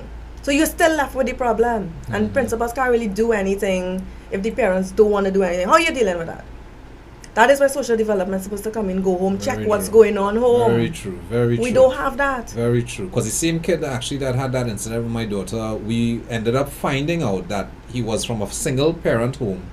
The mother was the one out working. She was coming home. She was basically holding down 2 jobs. 2 jobs. So she had her brother, which was a much younger chap, Look after him, looking supervise after him. basically. And I mean, He you're would talk- learn all the immature jerk ways. This and- is it. This is it. So the influence that this young mind Yeah. was being exposed to. That's another issue that women I'm looking at too, is the single parents. Now it happens with both men too, so it's not really a woman thing alone, but because once you fix the woman, you fix the man too, because it goes hand in hand. Men think that feminism is about it's only women, but it's about men as well. Yeah. You just need men to support women. Exactly. And to to stand up for understand, women. not only that, to also understand women and what women have to deal with. yeah. Because we can't simply, I mean, yes, I am all for equality and all that where the sexes are concerned, but there are things. We're supposed to complement each other. Correct. Complement Because a each other. woman is a woman and a Yeah. man is a man. And at the end of the day, both sexes have to have a level of information being presented to them to have a level of clarity in understanding Yeah. each other. Because I think that's another problem that we're dealing with in society is because the sexes are at this point not understanding each other very well. It's yet. it's more like we at war than trying to help each other. Yes. And that's another thing that I have to explain to people when they say equality, women want equality. It's not that okay, I'm equal to you and I could fight you and things. It's not about that. It's when feminism first came out, it was the fight for a woman to be able to get employed in services like prison, police, all these different things, because it was a strictly male-dominated field. Correct, as in There equal was opportunities. that Yes, is mainly yes, what it yes. is. Women were not allowed these opportunities, so women had to fight for that. That's the equality. Mhm. It's not in strength. I could never. Okay, look at look at Maurice. I could never amount to his strength. Right. Over time, maybe with martial arts and judo and You can never. Better watch yourself. Watch yourself. You would be able to still learn how to use your strength to your advantage. But to say that I'm equal to him physically, it's obviously impossible, and that is the equality we are not speaking about. So when people say that, does fret me, because how stupid can you be to think that? Yeah. It's about me having the same opportunities as a man. If I want to join the army, don't tell me, oh, you're a woman, you can't do that. Why not? Why not? I always wondered what was the difference between joining the army and joining the police service. So we have no, wait, just now, hold on. I just had a eureka moment that we really have no women in the army. Yes, we do. Ah! No, but this was a very long time ago. That's why it's okay now for women to join these services. Okay. Because before women was segregated towards the medical arm. If they were in the army, banking sector, clerical, that was they would be in the women. medical, so as nurses then, in the army. So you're in the army, but you're working as a nurse. You're not on the field with a M16 riddling up the place. Yeah. You understand? It's only now in recent time, well, in the last, I don't know, maybe 30, 40 but years. in the or maybe Trinidad army, less. I'm talking about. Yeah, we have women. Yeah. I've hardly Another issue too. You never used to see male nurses, and now you see it because you're a nurse. That's a woman thing. What you doing that? But it's not. Yeah, and well, that is definitely to show some level of equality in that sense.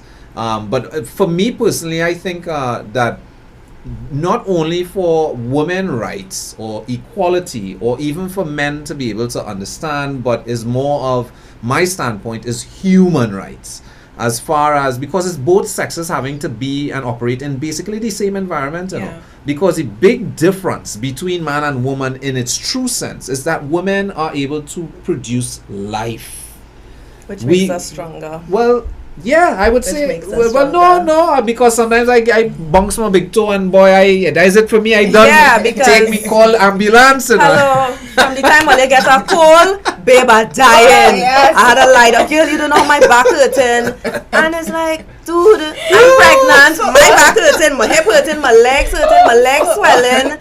I have to go to the doctor every week, and you what? Well, we know the coronavirus is just the flu being held by men. Hey, low blow, Trinidad and Tobago. You see what going on here? You see what going on here?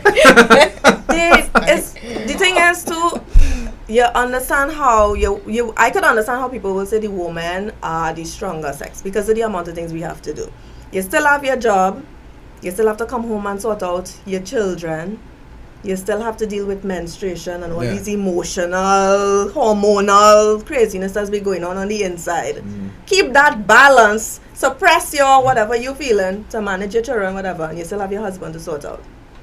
And again, that, and it's homework, schoolwork, make sure they have everything for school the next day, project, and some of the projects, oh my God, I can't. And I just want to interject real quick. Men in the world, not just Trinidad and Tobago, exactly what Ms. Lemon McLeod just said,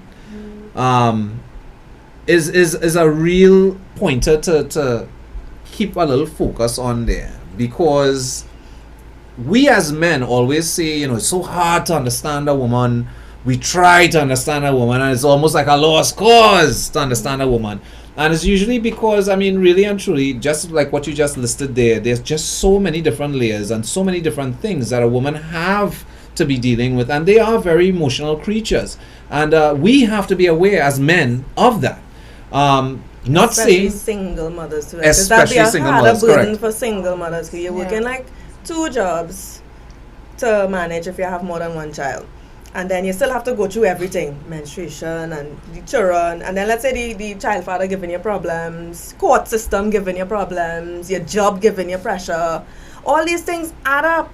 So I don't understand though, how is it, and this is again going back to the point that women are stronger, you don't see women losing it and holding a rifle and shooting up the place because we trip off. Otherwise you would be seeing it on a regular basis if we were really weak.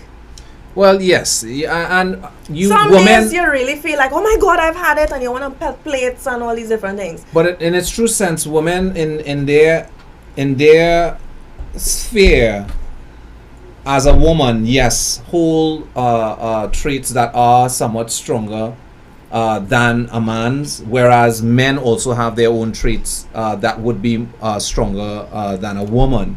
And I would also say too, men also have a lot of psychological issues that we deal with, especially as a man being the breadwinner of a home and being in an environment, like you said before, not having spending power, not getting jobs or being able to take care of your family. I mean, that has a huge psychological effect on men. Yes, and that could spill out into the family. It does. It does this spill is out into the family. You know, so the thing is that so that's why we come back to the whole issue that women and men are supposed to complement each other, not be at war. So so that's we have to change that whole dynamic. It also goes back to the same education system where we have to stop telling little boys from preschool as well, because it has to start from there. Oh, you're a boy, stop crying. Only girls just cry. I spoke about That's that on the show foolishness. It is yesterday. okay for a boy to cry, but explain why are you upset? What hurt you? What got you upset? What got you to this point? I saw that yesterday and he showed that crying is not a female emotion. It is a human emotion. It's a human emotion, And, yes. and crying is a way of releasing whatever anger, stresses you have. hurt, pain, sadness, Anything. even happiness. Yeah. People cry when they're happy sometimes, and it shouldn't be But that in because you're a society, man. it's man up. What you crying for? And we need to stop doing that to our men too, because these same men who now repressing these feelings, they have not now learned to deal with their anger. And particularly if you grew up in a environment where you saw abuse, you tend to see that being perpetuated in that man's life, in his household, whether it is against his wife or his children.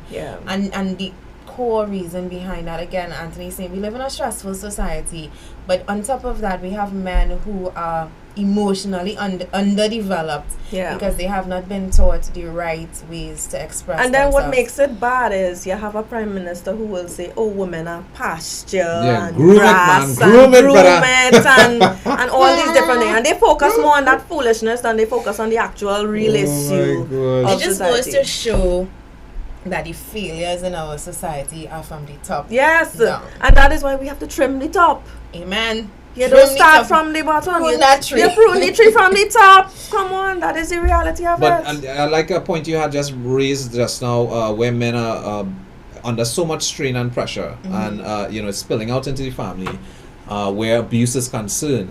Well, now it's taken a whole new level because we are having significant others where they're at the mercy of men being killed, because you have all these murders taking place. In some cases you have the man who, you know, can't even live with himself from the act that he just committed, which is taking his own life.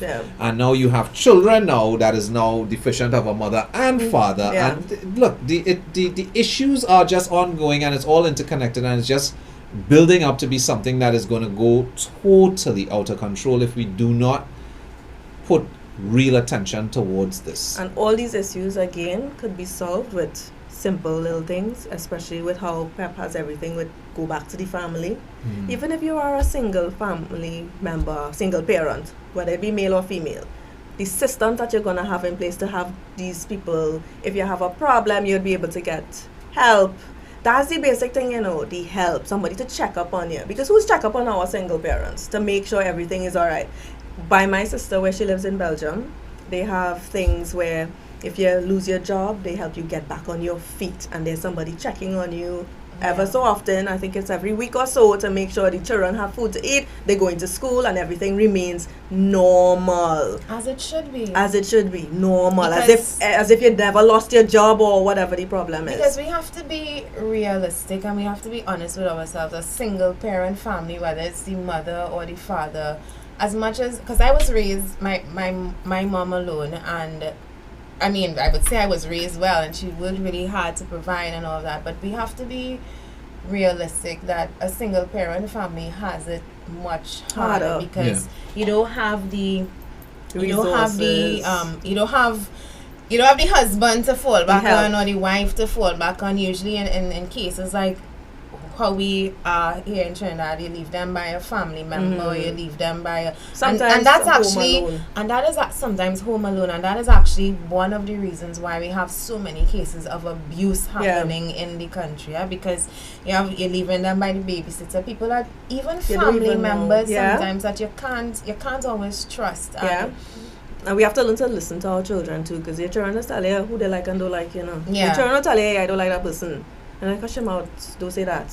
Why? And we tend you to need do to respect that, your child too. we their- tend to do their that. emotions and We feelings. tell children things like one thing I totally agree with is not forcing children to hug family, yeah. even family Yeah. members that they don't want to hug. Children, their boundaries need to be respected Yes. from From knee small, high all the yes, way up. yes. And the fact is, we as the culture of Trinidad and Tobago is to tell children you're being own way, you're being Yeah. hard, you're being disrespectful. Yeah. When in fact, we need to be teaching adults to respect boundaries and Yeah. the space of children, so that when they Yeah. grow up themselves as adults they have a sense of healthy boundaries. But the thing about that, as you said that, I remember, you know, when you're growing up and your boobs now start again and your grandparents your come touching them, look, they coming in, all of that No, foolishness. I agree, and even uncles Embarrassing making it, jokes yeah, and stuff yeah, like that. Inappropriate things that we subject children to. Lack And of all education. of this, Yes, all of this we That's have what it to look at Address. in terms of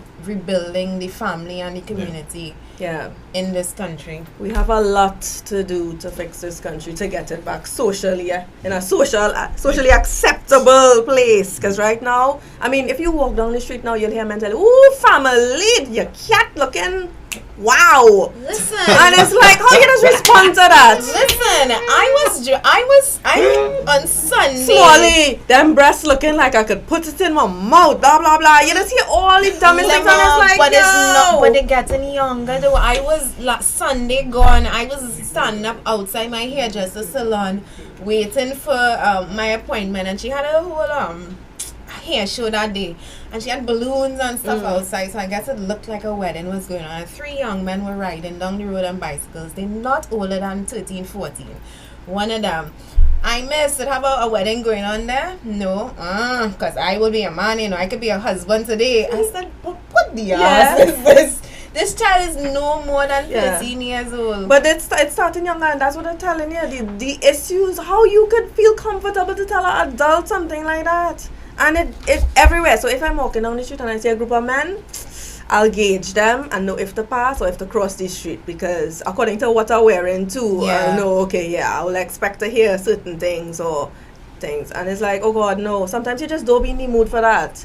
So, and you know, I'm never in the mood for men that. sometimes, once you're past, if they tell you morning, you answer them, they'll be like, all right. If you pass and you don't say morning, I heard a girl, she didn't tell them morning, hush your so and so with your bobo foot, and they went down the road with this girl, and I'm saying, Jesus Christ, Men please. who have not been taught how to accept rejection. Exactly. I say, I mean, again, But we also, I would say this, in Trinidad and Tobago, we have a very special demographics here where the sexes are concerned, because men, it's like a normal practice in not having a level of respect for women. Right. And this is in the public space. Yeah. You know, I've seen it myself. A big issue that women are dealing with in Trinidad and Tobago is when you in the workplace, sexual harassment. Yes. You know, I have come across a lot of women having to deal with that issue at many different levels. And again, I think it's how we are putting information out and how we are developing our culture, because again, look at Carnival, it's sex driven basically. The art of Carnival is almost non-existent. It's just a matter of bikini you're Wine wearing. and jam. Yeah, but this is it. It's all about skin. It's about sex, alcohol. Let's just woo! You know, let's do this. It's lust. And you know, again, even where the Carnival is concerned, we are not developing it in a way where we can highlight our artistic side, our music, our lyrical content, because all these different things is a huge influence as to what the population is consuming.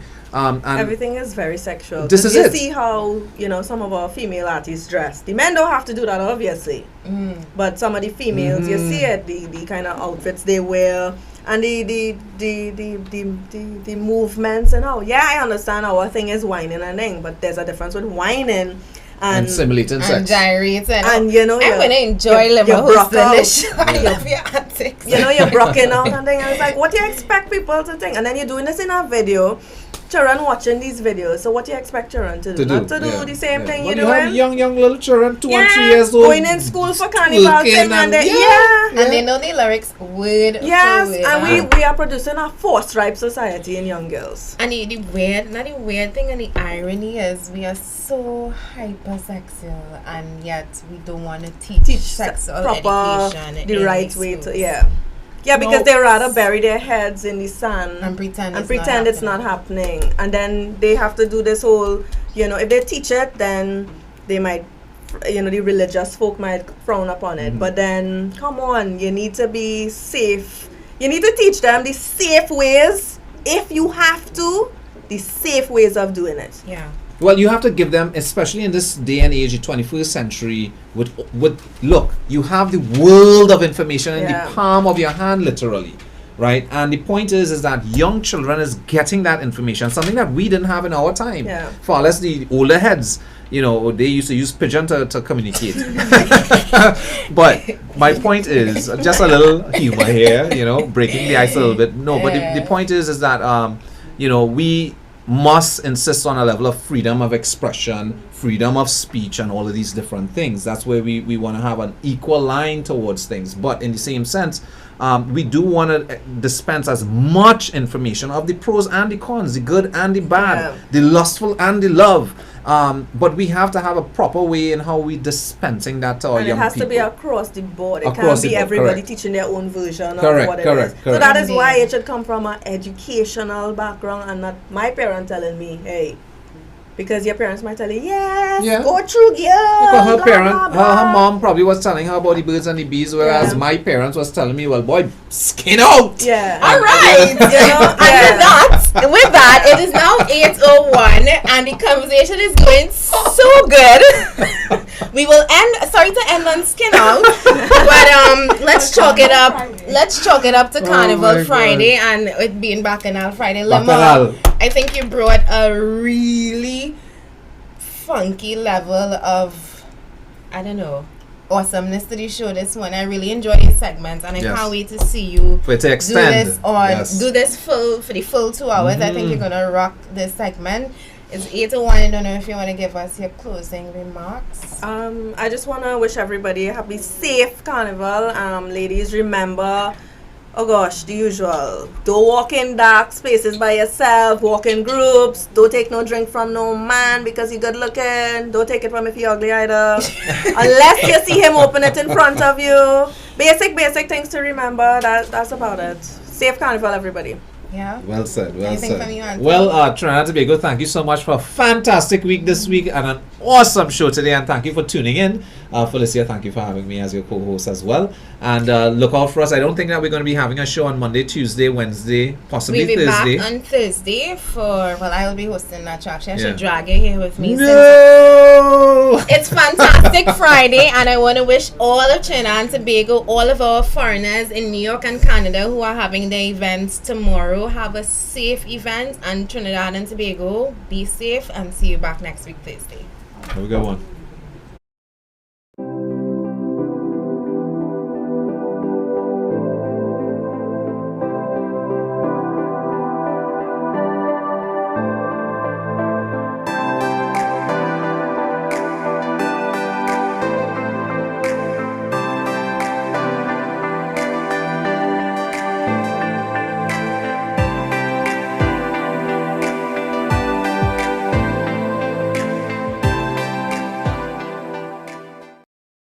Trinidad and Tobago is in a crisis. For far too long, our people have been abused and silenced by our politicians and the business elite. Just look around you. People are losing their jobs. Crime is at an all-time high. Our justice, education, and health systems have failed. We all know the truth behind all that is wrong in our country.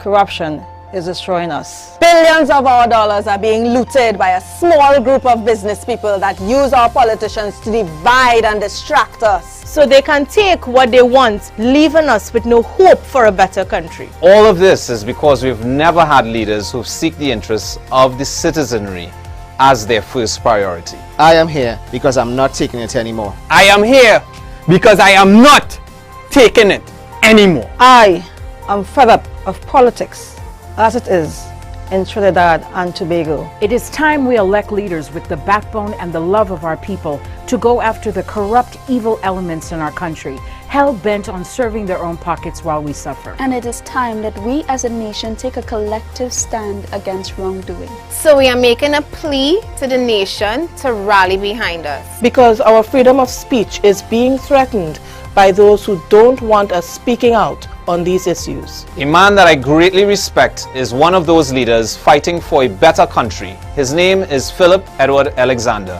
and he has bravely challenged the people and institutions that are destroying our nation. To date, he has been threatened with 5 lawsuits for having the courage to ask state agency UDCOT on why the renovations of the President's house cost $89 million. When experts in the field have estimated that that job should have never crossed 20 million. Where did the rest of our money go? We refuse to stand by and allow any agency to use our courts to try and silence and punish Philip or any other citizen of our country for trying to seek the truth. If you're fed up of corruption and want to be a part of real change, support Philip and the Progressive Empowerment Party in this fight. This fight is not for him or us to bear alone. It is a fight for you, our loved ones, and our friends. It is a fight for the future of our country. You can help by making a contribution to Philip's legal fees and help him and PEP expose the truth and shine light over the darkness of corruption. Go to our website at peptt.com, click on donate and see all the ways you can pitch in. There is hope. Our country can be saved, but we all need to stand together. My name is Felicia Holder, Chairman of the Progressive Empowerment Party, and I support Philip Edward Alexander and the PEP. I support Philip Edward Alexander and the PEP. I support Philip Edward Alexander and the PEP. I support. I support. I support. I support. I support. I support. I support. I support. I support. I support. I support. I support Philip Edward Alexander and the PEP.